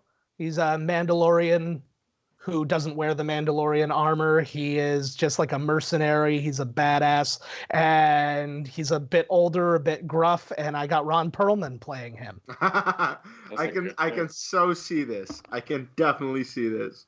He just, because I find him intimidating. And that's like all he is. He's just all rough and gruff and all that good stuff. And he's got the sarcasm too.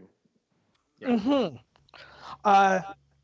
I go now to Jolie Bindo, who was, he's the old curmudgeon exiled Jedi who lives at the bottom of Kashyyyk. You find him down beneath the trees in the darkness and all this kind of thing. And I'm looking through.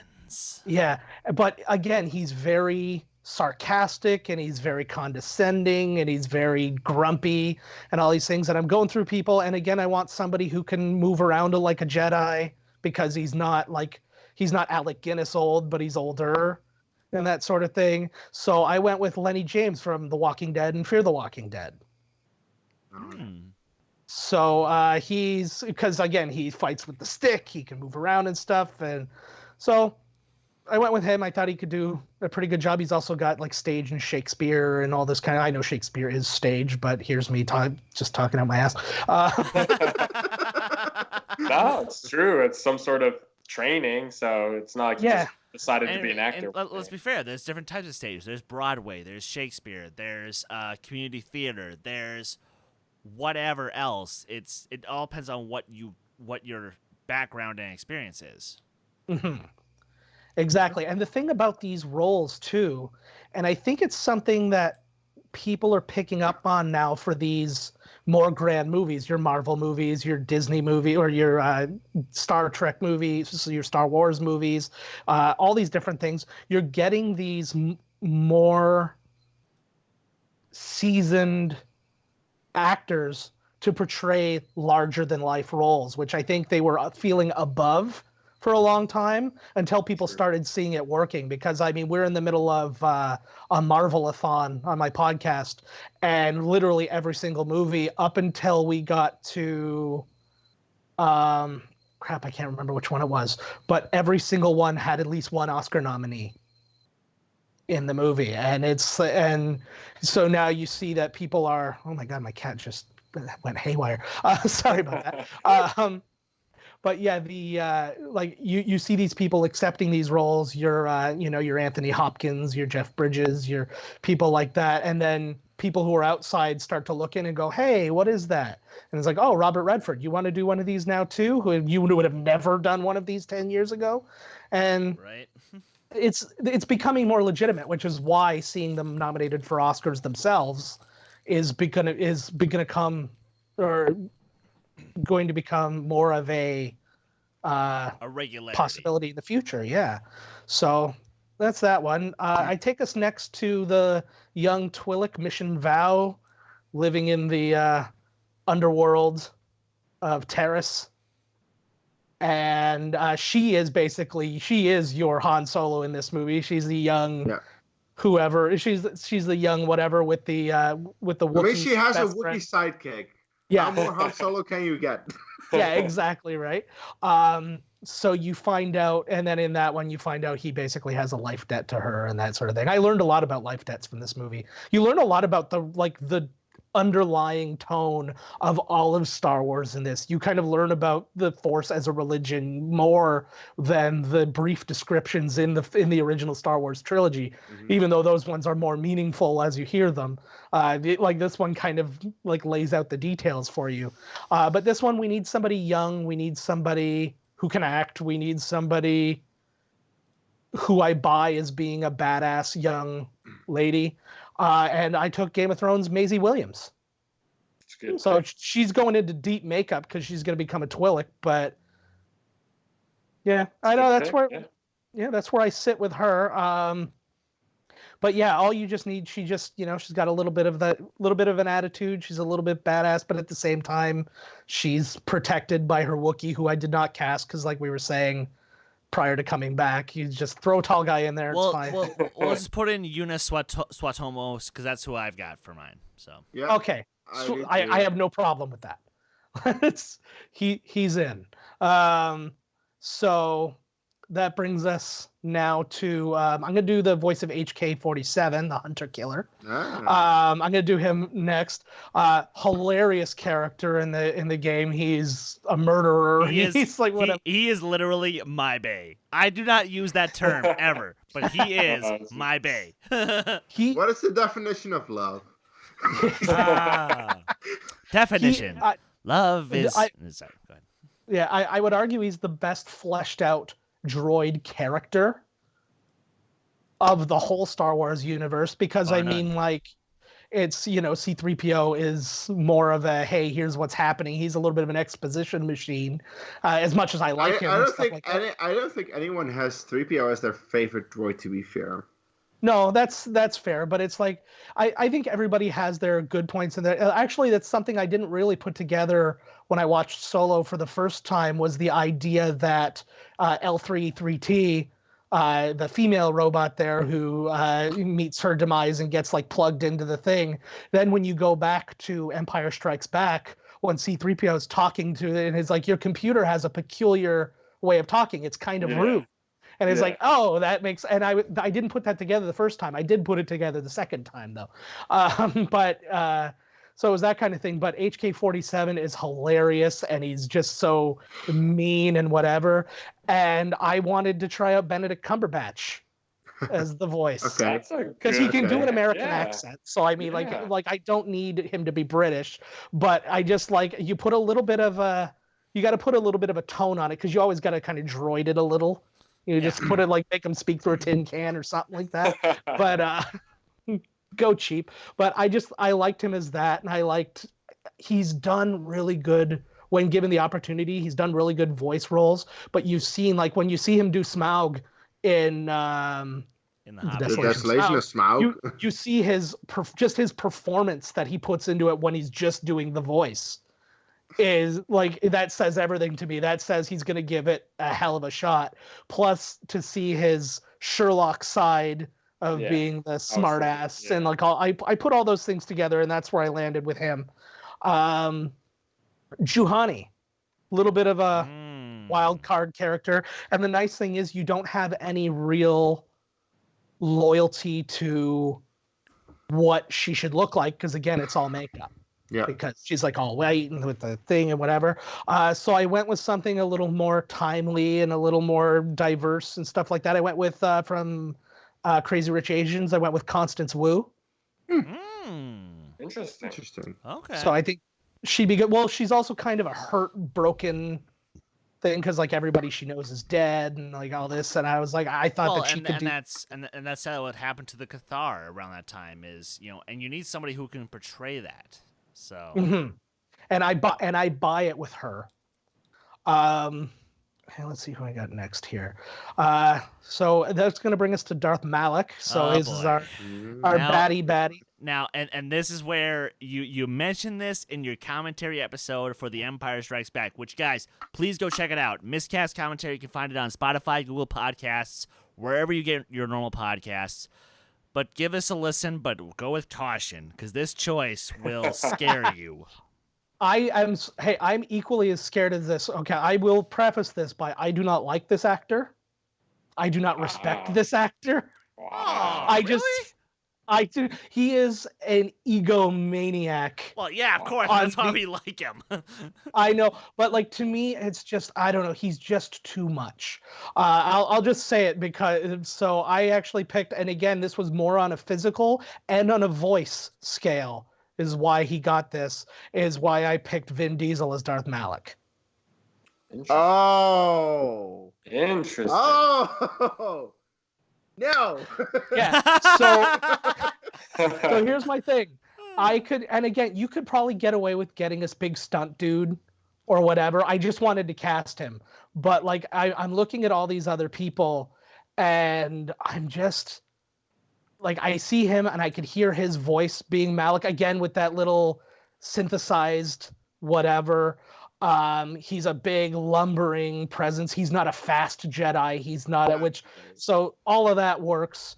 But yeah, it's like it killed me to write that down because I loathe him as a person. Ever since I heard the story about the first story, how everybody started getting contracts in Fast and Furious where none of them could lose fights because he didn't want to lose a fight to The Rock that he was supposed to lose. And then, so he shut that down. And then I think it was at after the credits thing in Fast 8, where there was supposed to be a Rock and Statham, like that was going to be like the teaser for the Rock and Statham spin-off movie. He got wind that happened, and because he's a producer, he had every single copy recalled and that scene pulled because he's so anti The Rock. And I was like, so that stuff just makes me so mad at him. And then what's her face there? Charlize Theron said that he kisses like a dead fish, and he had a meltdown. He was sitting there and he's pointing. He's like, "Does that look like a dead fish?" I'm like, "You have so many problems, man." But from a sheer physicality, and I do like his voice. I believe he can say more things than I Am Groot. Like, go watch Iron Giant if you want to. Iron Giant. Yes. Yeah. So I think that he has. I'm trying to picture him saying something like to the effect of, "Revan, you're a hero, conqueror, savior, villain. You are all these things, and you are none. It's about family." Yeah, that's the thing, family. But see, and that's the thing, and I think that's where the synthesizing comes in. So to me too, the whole Groot aside is that should have been done by a sound tech. Anybody could have said "I am Groot" 2,000 times into a microphone. You didn't, and for the record, Bradley Cooper too. But yeah. I know, but like for me, that one was a waste because I remember people thinking he was going to play something when they were like, "Oh, he's having meetings with Marvel. He's going to play something huge." And then they're like, "Oh, Groot," and he's like, "Oh, what does he say? I am Groot a bunch." Cool. No, but he also says "We are Groot." He did nail it. Yeah, he's probably the highest paid person to have 4 words in a movie. Hey, now he did the Spanish fair enough. too. So I know he did all the languages great, but again, it's "Yo soy Groot." Yeah, not you nailed. But to me, like I was never Groot. Yeah, exactly. Ich bin ein Grooter. But well, I liked because if you've never seen the interview, go find it. Go. Is him Brazilian reporter. Just Google that and you'll find the YouTube video. And it's basically him just hitting on this girl. He's a married man, by the way, but it's just him hitting on this woman. And she tries to get him to say, "I am Groot" in Portuguese. He's like, "Oh, I did say it in Portuguese." And she goes, "Yo soy Groot." And he goes, "Yo soy Groot." And she corrects him. But he's like, "No, I'm right." But I'm like, she speaks Portuguese, asshole. Yeah. Like, how do you know? Whatever. It is what it is. So... So walk us again, walk us through who's gonna lead this ragtag. So yeah. So this was a really tough one because again, you can literally put whatever face you want and whatever body you want onto Revan, because Revan is a masked guy who's unmasked for the entire movie. So it can be whoever, and you go flashbacks and you do all these things. So I start thinking, and I'm like, who's capable physically of the training and that would be required to become a stellar Jedi, who is capable of putting in an emotional performance, who's capable of having some sort of draw, like not just as like a celebrity, but as leadership and as his charisma. And I'm going through all these people, and I'm literally like, I could have just IMDb'd and just like IMDb Tinder, like no, yes, no, yes, no, yes. And I went through, and I finally thought of somebody, and I was like, I'd love it. And there was nothing else. It just instantly connected to me. I didn't even really think that much about him playing the character, but I was like, the idea of him playing the character, like, just kind of turned my brain on so much. Chadwick Boseman as Revan. Interesting. Yeah. So, I mean, he's a good actor, that's for sure. It'd be and it would also be. Would he put on the same accent as he would for T'Challa? I cannot believe that I am Revan. Can you imagine that? That was fantastic. But the I don't know. It was just right when I said that, I was like, I buy it. And again, with the nice thing of him being a sandbox, as it were, of you can make it whoever you want and you're not wrong. Because I do understand, and I used to be a huge opponent of going against type for a role. I lost my mind when Daniel Craig was cast as James Bond. He does not have black hair. Is that not, when you think about it, is that not the stupidest thing to complain about? Yep. Yes. It is. Right? And it's especially just since he's an amazing Bond. Well, especially considering that everybody now wants Idris Elba to play the next Bond. So yeah. Well, and not only, I'm fine with that. I like it, but I also now, because I don't know if you guys know the fan theory that kind of makes it 100%, like it makes all the thing. Basically, the fan theory is that James Bond 007 is not a person; it's an assignment. It's so whoever. It's just messed up. It's messed up, but it's like But it makes more sense. Well, and it also then it makes sense why it always goes through time. Why the Bonds get younger, then older, then younger, then and time keeps moving forward. So I don't know. Anyways, how do we get that's a Roger good Moore casting. as 70-year-old as Bond? Or 60? We're gonna do it. Chadwick Boseman, I mean, he has the chops, and like you said, he has that charisma to where you can believe him as he could easily, encompass both sides of the coin, I think. And I think what you really need is that, leadership, but also it's a character that you want to follow through your proposed 2 movies, or even if you're looking at Chris's side, I know this isn't his casting, but as the moderator who thinks it could go either way, and I really don't give a crap which way it goes, I think he would be, for the sole fact of, I mean, I have no say in it in the end, so, Lucasfilm and Disney are going to do what they want to do, and, we'll see how The Mandalorian is anyway. It could fucking suck for all we know, but better not. Please don't say that, Ryan. I have high hopes. Yeah. I think that's a really good casting, man. Thank you. I like it. Yeah. That's Good actually list. a very good casting. Now, I'm not gonna take as long as I'll very quickly try to explain my decision making for why I went with who I did. But I'll also give the story of this 12-episode season that tells the story of Iato Varin, who is this Republic soldier who served with the Republic 128, the battalion that one time was commanded by Revan and Malik, 2 of the greatest Jedi Knights, who fell to the dark side because they were misunderstood by the Council, because the Council assumed, they went to war, they're now on the dark side. Because one of the things that just pissed me off about the Revan novel and about the Old Republic spin-off of Knights of the Old Republic, that's Shadows of Revan, it made Revan's fall cheap. It made his fall so insulting. So look, I love Drew Karpyshyn, but fuck you, sir. Fuck you for why Revan fell to the dark side. That was horrible, and you should really have thought of something else. But, so to start off, we meet Iato Varin, a.k.a. Darth Revan, played by Ansel Elgort. Interesting. Very interesting. As he is introduced to Cartho Nassi, played by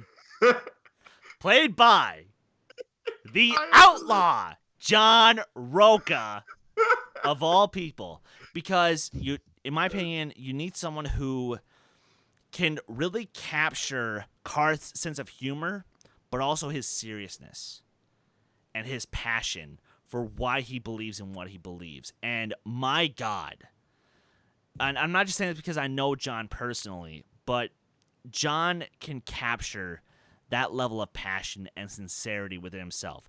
And the reason I say Ansel Elgort, because while granted, I like your cast list, Joe, but I feel like everyone's just a little bit too old. A good chunk of them are just a little bit too old. So I went younger.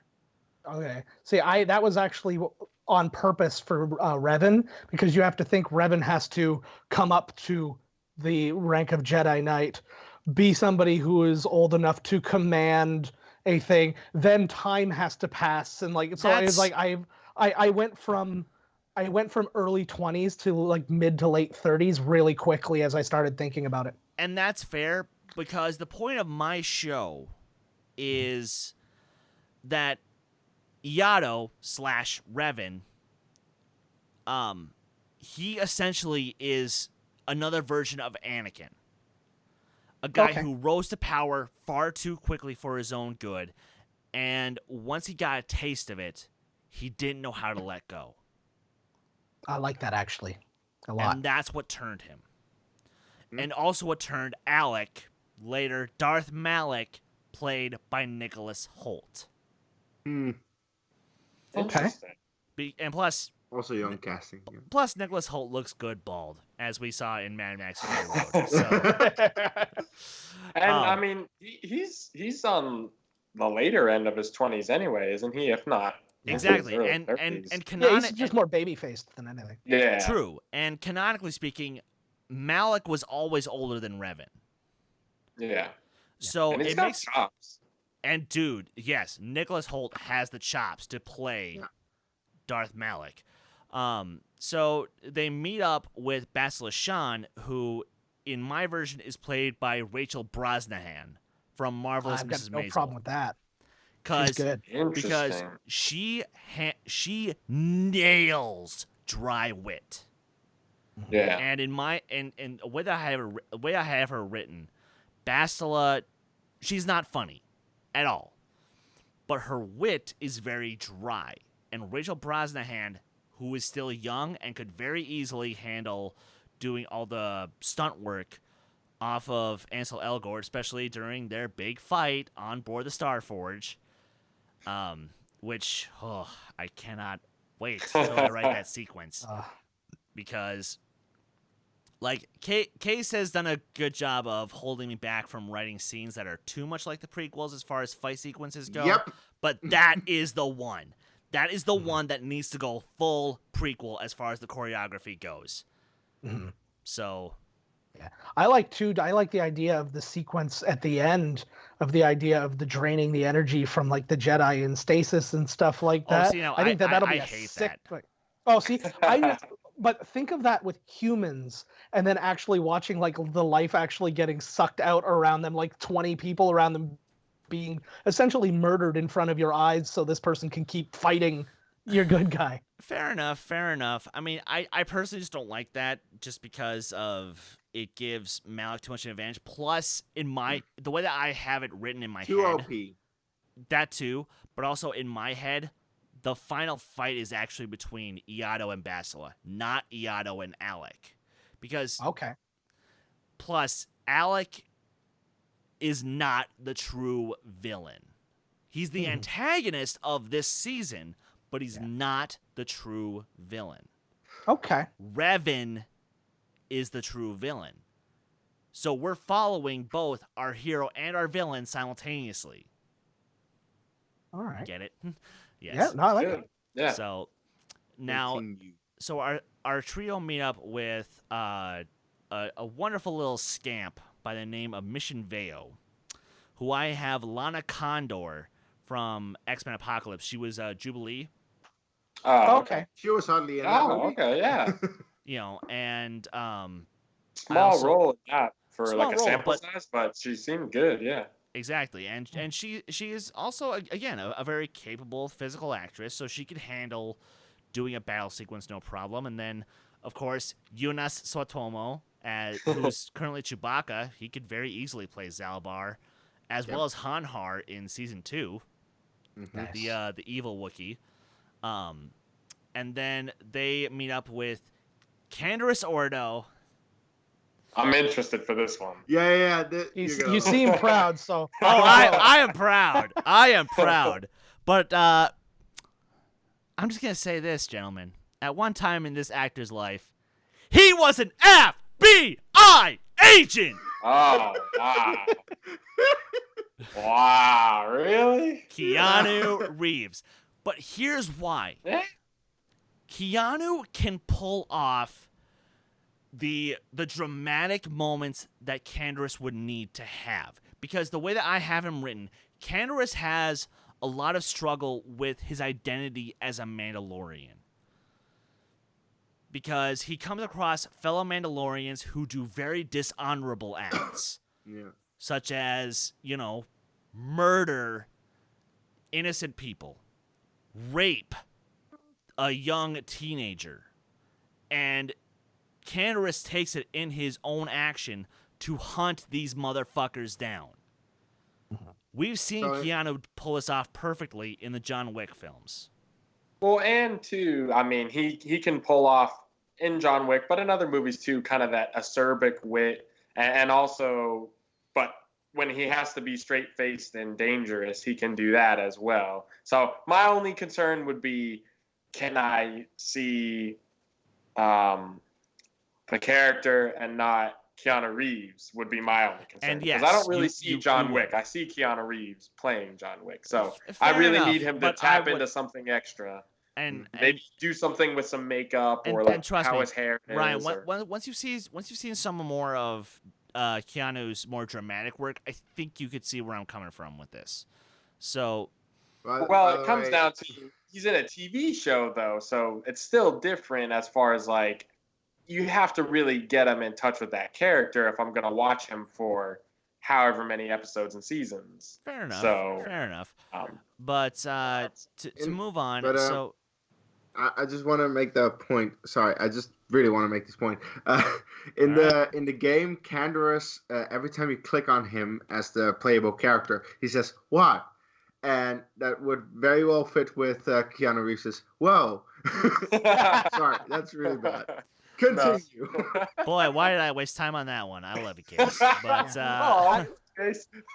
right when you said Keanu, I actually started thinking of the subdued version of Nick Cage as that role as well. Like there's like I don't want his like I don't need that, but there is a like Leaving Las Vegas with a little bit more with just a little smidge of I guess would maybe pull that off. Probably, actually. He certainly could.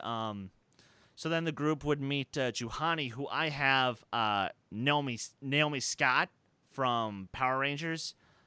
She was Kimberly, the Pink Ranger. Okay. And the reason I picked her is because she can capture Juhani's vulnerability as someone who is clearly confident in her skills as a warrior, but she is an emotional fucking cripple. Like, she witnessed millions of her people die at the hands of the Mandalorians, as well as her own parents, so she's fucked up. But she's struggling to avoid the dark side, and which makes her a great counterpoint to Iato, who, upon the realization of, oh shit, I was at one time Revan, Dark Lord who caused all this, I can see what I can become. Well, that interaction, too, of just basically her then knowing what he is and stuff like that. Yeah, it becomes really interesting. Exactly. And now, you mentioned a very good choice for HK. I will admit, once you explained your choice, I can see where Benedict Cumberbatch would be a good choice. But I got a better one for you. All right. You watch Doctor Who at all? Not a lot. Oh, geez. But if I say his name, you'll know who I'm talking about. If you're I think I know who you're going to say. Can I guess? Go for it. Tennant? Boom, baby! David Tennant. Yeah, he would be good. That pick. Yeah. Plus, it's funny because he actually already played a Star Wars droid. He was Master Huang in the Clone Wars. And so he is already canon. He is already canon, and plus he could really, like, some of the lines that he says as the Doctor are the perfect example of HK's psychiatry that you need to capture. So, well, even Jessica Jones as the Purple Man. Yes. Oh my God, yes, him as Kilgrave. Oh yeah, God, woo. Oh my God, he's one of my favorite Marvel bad guys because of that role. Yes. Like covering the whole MCU. Oh, and going back to Sopranos for a moment. Yeah. I actually have a great pick for Davik Kang. Ooh, I was thinking about doing those guys, but I was like, I'm not going to do this forever. I did have just a couple of standbys. And he was one of them. I have Michael Imperioli as Davik Kang. With his age, well, now that he's aged up a bit and stuff, I could see that. And then Saul Kareth. Who did I have? Give me just 2 seconds. Oh, yeah. Robert Carlyle from Once Upon a Time. Yeah. It's not the first role I would have thought of when I think Robert Carlyle, but yeah. No, he's he'd be good because you do need somebody older. He's got to definitely be older than Karth. And yeah, that's cool. Fair enough. Ooh, this is actually really interesting. Jonathan Peck in the chat, he actually has a couple picks that he would like us to know about. Darren Criss from Glee and the assassination of Giovanni Versace as Revan. Now, I actually do like Darren Criss. He was one of the few actors on Glee I didn't absolutely hate, so well done. That wouldn't be a bad pick, actually, so well done on that one, Jonathan. I can't wait to see who else you come up with. But so the group would then go meet Jolie Bindo on the Shadowlands Kashyyyk, and I have someone who I would have to age up, but I know he has the perfect amount of charisma for. Jonathan Taylor Thomas. Shamar Moore from Criminal Minds. Ooh, yeah, I like Shamar Moore a lot. Actually, he's subdued. He's good. Because literally all you have to do is just have him grow a beard and maybe grow his hair out a bit. It kind of get that Saw Gerrera from Rogue One look, and then boom, he'd be perfect. Streaks of white in his beard, yeah.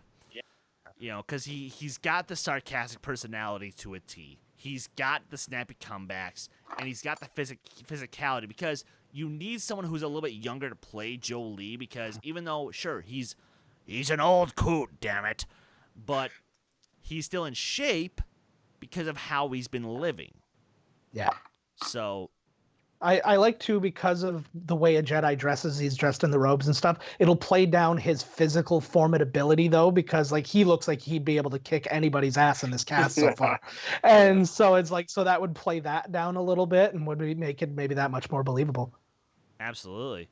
I do have one more role of the main cast. Oh God, where'd you go? I just saw you. There we go. Now, there is one more character that I would introduce from the second game early on, and that is Atten Rand. But it's actually in his assassin persona of Blackjack, which is what he was originally known by. That was his code name before he, turned away from being part of the Sith Empire. And I actually have a great actor in mind. A very fun guy. Ryan, prepare to be shocked. But what's about to come out of my mouth? Because it is another Schmodown personality. Oh. And that being Mr. Mike Kalinowski. Oh, okay. And the reason why is he captures exactly what I'm looking for in Atten Rand. Someone who is sure of himself, but reserved. Someone who is cocky, but doesn't boast. Someone who can stand out by standing straight, but also can blend in just by standing there. And that's the kind of actor you need for Atten Rand. I just came up with another one actually while we were just sitting here talking good stuff. Please. Calo Nord, the bounty hunter. Oh, yes. And stuff like that. Jermaine Clement from Flight of the Conchords. my God. That's actually a good pick, though. That's because a great pick. That's a scary he's a weird part. dude, so yeah. Because I trust him because Kalunor does not speak in more than 2 or 3 words at a time. Usually it's one. And I feel like he can nail every single one of them. Yeah, exactly. Well, then when you say Diesel? What's that? Yeah, get Vin Diesel back. Couple words. He's gonna play everybody. Yeah. That's if he was producing it, that's how it would go. Oh shit! He would kiss himself. You're on blast, Diesel. Family. No, good casting, guys. Yeah. Good. I like your cast a lot, and Can I like yours. Can I get both of these? Is there a way? Is that possible? I don't see why not. Hey, you never know. You got a combination. No, and I did actually cast season 2 and 3 for the rest of the second game, and I'll yes, you again, did. super fast. I had Shailene Woodley as the exile / Mitra Surik, and in my version, she is Iato's half sister by way of their mother, Countess Mandra Surik, played by Katie Sackhoff. And she already is a Mandalorian in Star Wars. Not live action though, so she still qualifies. I know. And Iato's father, Kalos Varan, played by Carl Urban, Katie Sackhoff's real life boyfriend. How funny is that? Interesting. I have Maggie Hugh as Visas Mar, who I think is just a super underrated actress. Doug Jones as Darth Sion, who... You're welcome. Oh, that's great. Now here's the best part. Sion, we're not going off of the original design. Oh, yeah. We're combining Sion sort of to look like a xenomorph. Because that needs to be in Star Wars. Basically xenomorph. You need to have a xenomorph in Star Wars. And then I think the good thing about Doug Jones is he can be whatever you need him to be. Just slap some shit on him and put him out there. But I like him even as the traditional Scion of he's burst apart and pulled himself back together so many times, and he looked like ash from the outside. And... Pretty much, but once I came across this picture, I'm like. Because I came across this fan art picture, and I'll share it with you after we're done with the show, just so you have an idea of what I was going for. But yeah, I saw this thing, and I'm like, this needs to be a thing. This needs to be a thing. I had Sophie Turner as Mira, the bounty hunter. I had oh shit! I just realized I totally didn't cast a Darth Kreia. Oh. You didn't. That's okay though, because to be honest, that's a role that I don't even want to think about yet. And then the last Judi role, Dench, or Helen Mirren, one of the two. I love Helen Mirren. I just feel like Judi Dench is a little bit more frail. I feel like Helen Mirren could actually take care of herself. Fair enough. Jonathan Peck, you actually brought up an interesting casting that I would totally do, and that is Richard Jenkins as Master Vrook. That would be. Oh, that'd be a good casting. I like that. I love the character actors you can get in those Vrook and Vandar and all these different other people. I know Vandar would be a voice, but well, not in my version though, because in my version, we don't have the Yoda species. I eliminated that. In my version, she is a 70-year-old Rhodian. Completely different. So, then the last one I had was Mikal, the disciple. And I have Jared Habon from The Bachelor. But and from the Schmodown. And from the Schmodown, because A, he's a personal friend, B, he's a big Star Wars fan, C, not the traditional look. Tell me how to get on your good side so I can get in on your show. Yeah, right, yeah.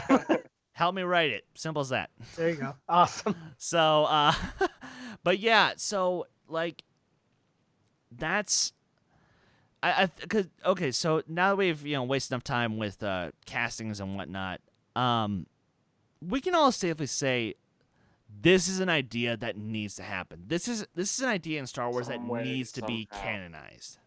Absolutely.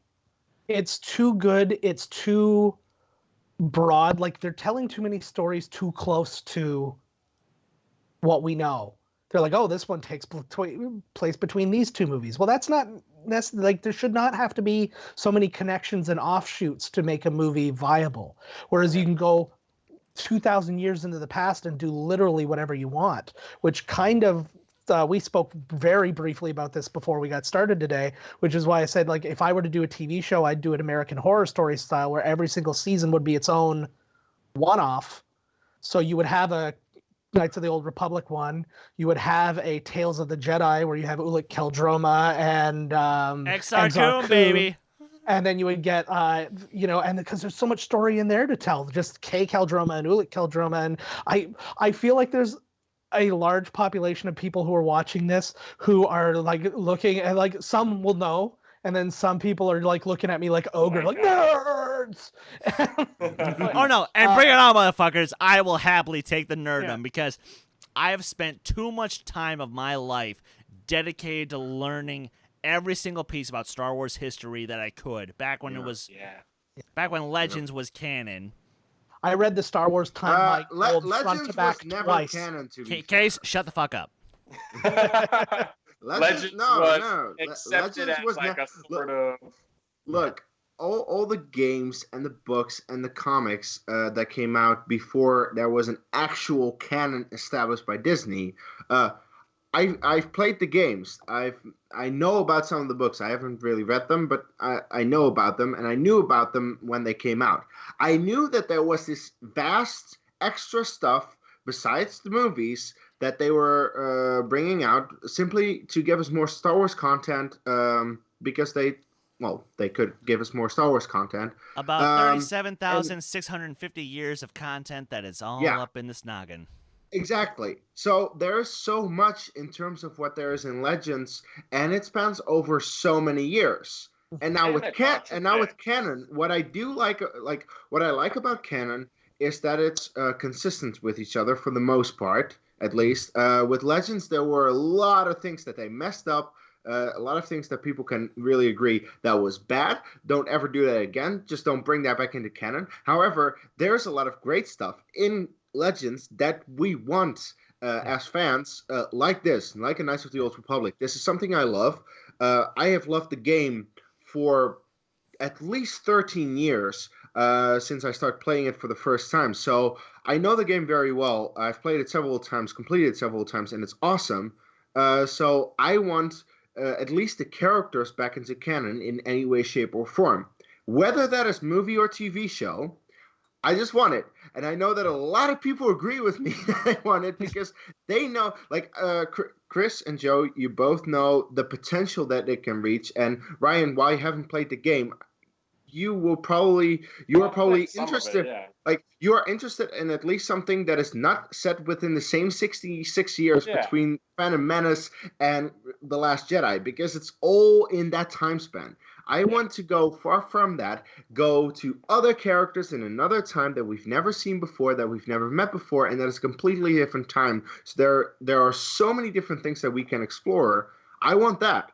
And that's why I want this Knights of the Old Republic adaptation. That's why I'm helping Chris write the script to make sure that we can make it into something, because I know it can be great. Make it real. Yeah, exactly. So I do hope that Disney will give some ears to this, and that at one point we can produce this, because I'd love that. That'd be amazing. That'd be amazing. And it's, and sorry, Joe, just 2 seconds. Because I actually haven't said this yet on the show today. I'm surprised I haven't, because I would have made a bragging point about it. But I've been to the gym literally every single day this week so far. Good for you. Thank you. I'm proud. Very good for you. Yeah. Thank you, man. And part of the reason is because I'm a former actor, and I've wanted to give myself an excuse to get back into it. This show that I have been toying with the idea of writing for the past 3 years, and I'm now finally truly committing myself to writing it. This is my excuse to get back into acting. Because, big shock, I wrote the character of Iato as me. Because Iato is the character that I play as. The character who granted, you know he's gonna make the right decision at the end of the day, but my God, is he gonna have the toughest fucking time getting there? So, yeah, this is the story of the Star Wars universe that I have wanted for years. And the fact that nothing is being done with it is a fucking travesty. So, Joe? Yeah. I was just going to say just a little bit of, I try to see both sides in many things. And I remember when the whole canon and legends thing kind of came into play, I understood why they did what they did, as much as it hurt when you see some things and you're like, oh man, like it's like, yeah, like why couldn't they cherry pick certain things? Like Dark Forces is a great story. Have you guys heard the radio plays for these things? Yes. Yes, I have. I've been re-listening to them all. I have Dark Forces, Tales of the Jedi, the redos of all the actual movies and all these kind of things. Anyways, I've been re-listening to those. But Dark Forces is a great story, which becomes Rogue One. Rogue One is Dark Forces, but they don't want to have to be. Yeah, they don't have to be duty bound. Right. To what somebody else wrote 20 years ago, but they want to be able to say, hey, if we utilize these aspects and things like that, people will appreciate it, but then aren't going to jump down our throats because we know how a certain level of Star Wars fan can be. I mean, basically all of us to an extent, though.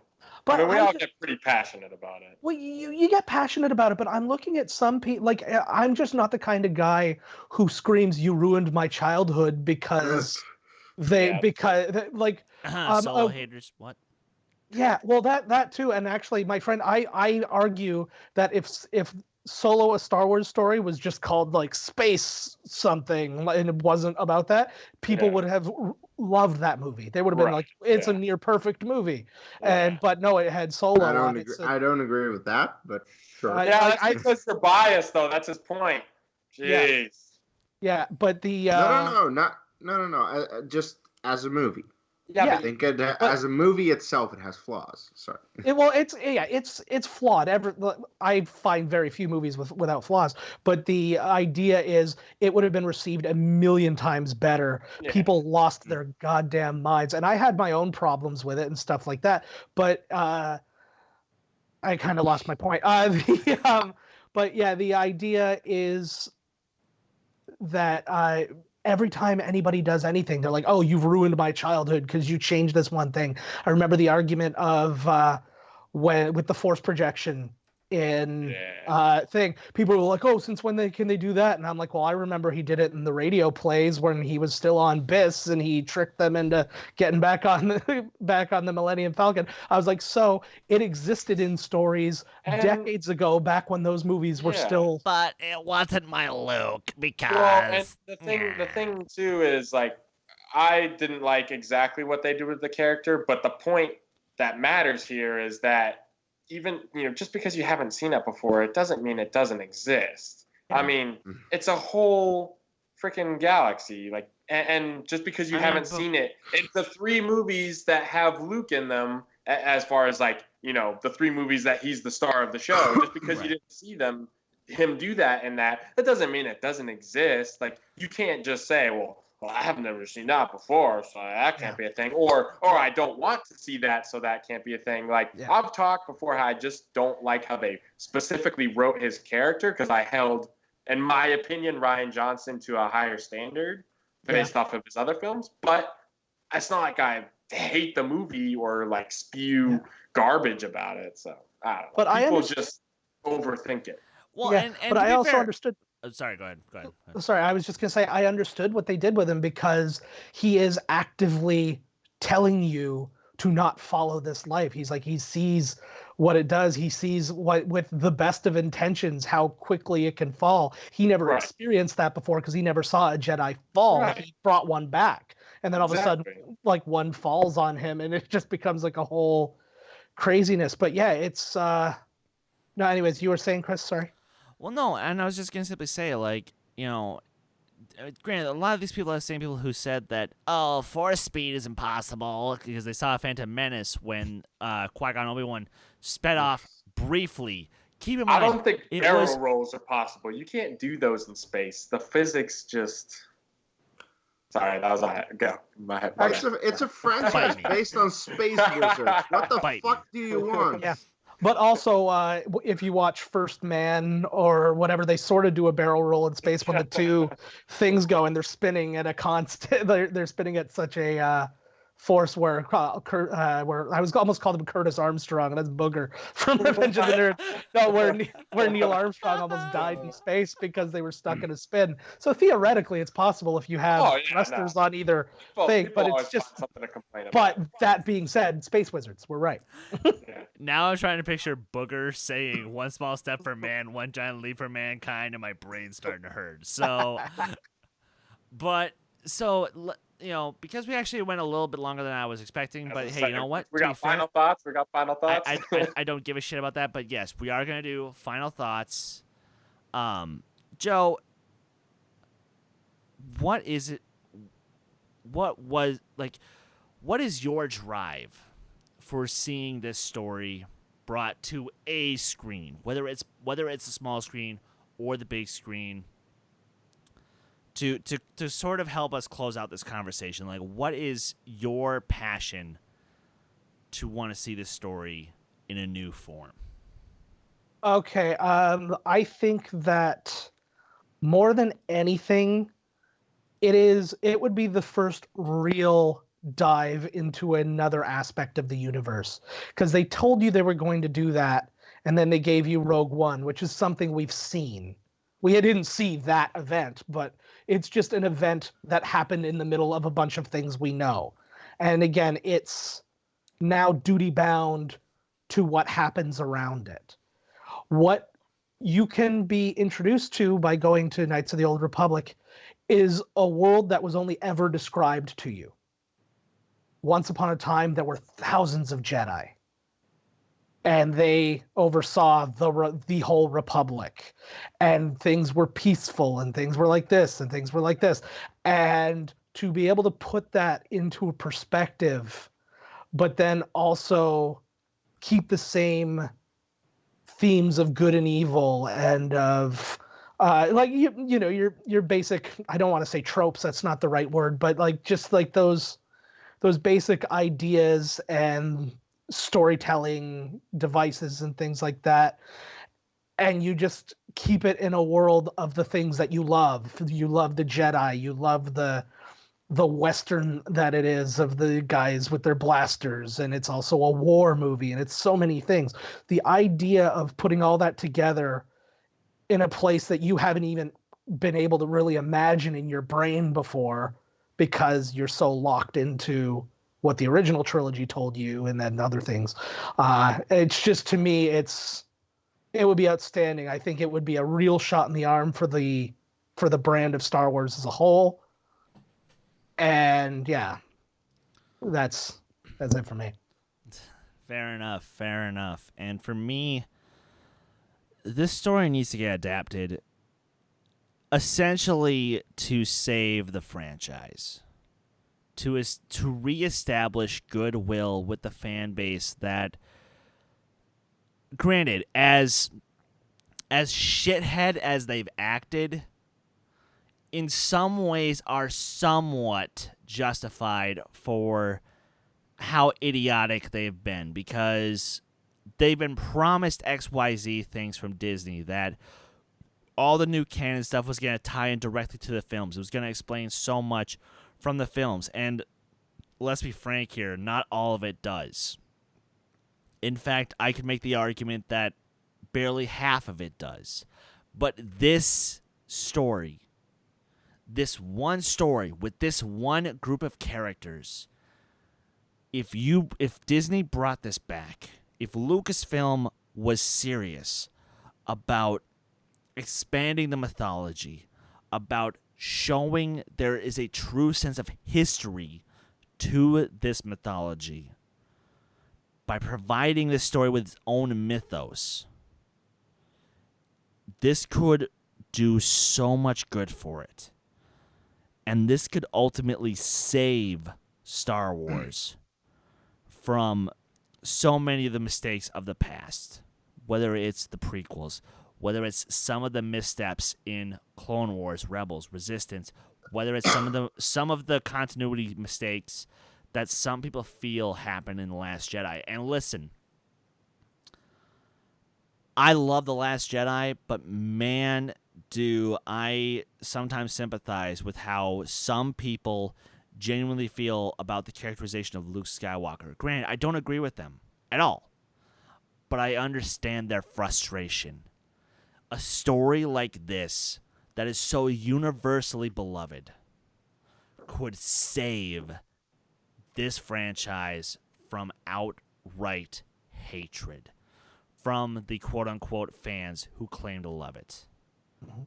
This could do what Into the Spider-Verse did for Spider-Man when you think about the lack of goodwill in Spider-Man 3 and then Amazing Spider-Man 2. And, it's... Both Amazing Spider-Man. That's the biggest thing for me, though, and unless you weren't done, Chris, I don't know I was pretty much done. But just, for my final thoughts, it's just Star Wars has to do something different, because that's what has been frustrating me, is that while I'm interested in all of the 4 movies that have come out, I could have been just as interested to see them 10 years from now. Solo did not have to get made in 2018, right? That's when it came out. Especially should not have released in May. Well, sure.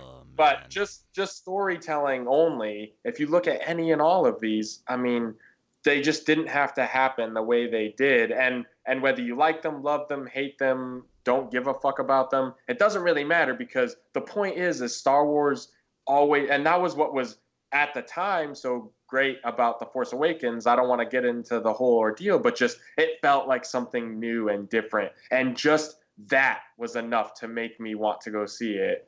And so that's what I've been lacking recently, is I just don't feel like we're getting anything particularly new and fresh and invigorating and exciting. It's just another Star Wars movie that feels like a Star Wars movie. But I want a Star Wars movie that feels like Knights of the Old Republic is the movie I want second most after like a grimy, dirty, PG-13 still, but just out there underworld, like Star Wars underworld, Goodfellas, like mob movie, crime drama. Like I want it to be down to earth, but in space. So like however you want to accomplish that, I really don't give a shit, but you just need to do something different.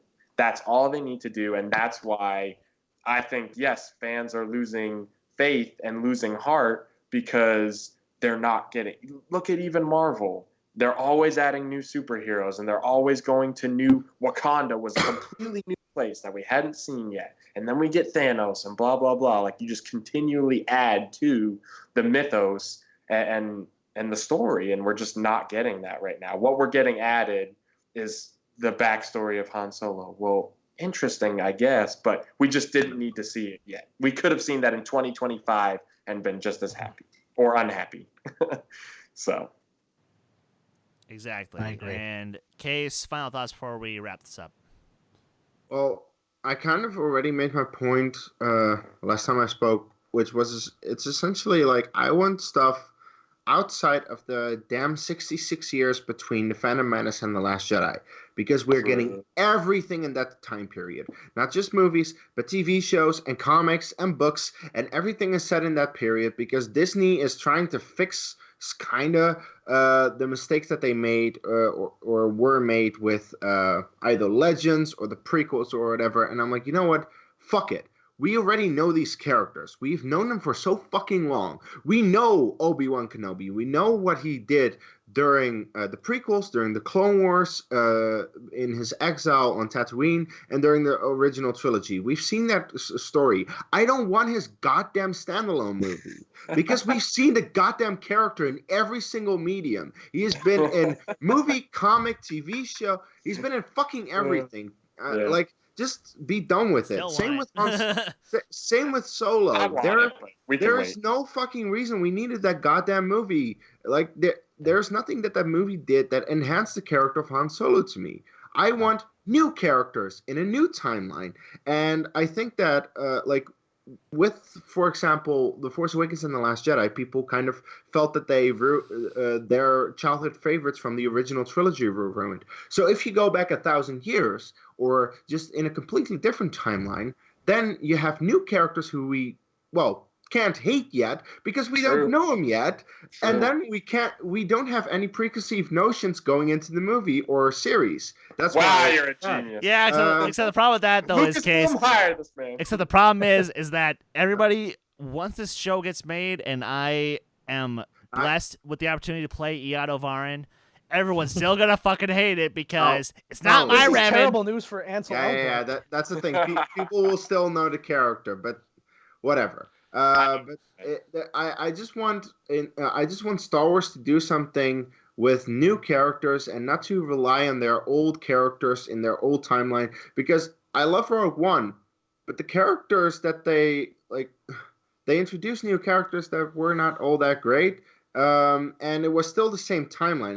It was still too close to the original trilogy for them to really go balls to the wall and do something new. So that's why that movie, I don't think is all that great, even though I still love it. I want Star Wars to just go somewhere else with new characters, new timeline, and not care about the 66 years between Phantom Menace and The Last Jedi, because we're getting overexposed to it, and you can't do much more, I think.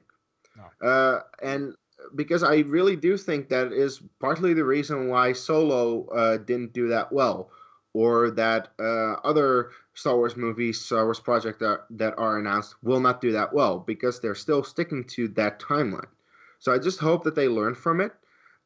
We'll see how it goes. I'm still extremely excited for Episode 9, because I do love Force Awakens and The Last Jedi, and that is at least a new timeline with new characters that I like. But I hope that they don't play it that safe anymore, and that they learned from Solo at least. Take some risks. Yeah. Yes. I will just take umbrage with one thing. I do want to see some form of Obi-Wan Kenobi again, only because I want to see Ewan McGregor reprise, even if it's a flashback. Yeah, even if it's a flashback, I just need to see something. Kiss my ass, Case, in that regard. But otherwise, no, that's a 100% a fair point. Yeah. That is a great point you brought up. And so with that, guys, thank you so much for tuning in to this week's episode of the Who Cares Anyway podcast.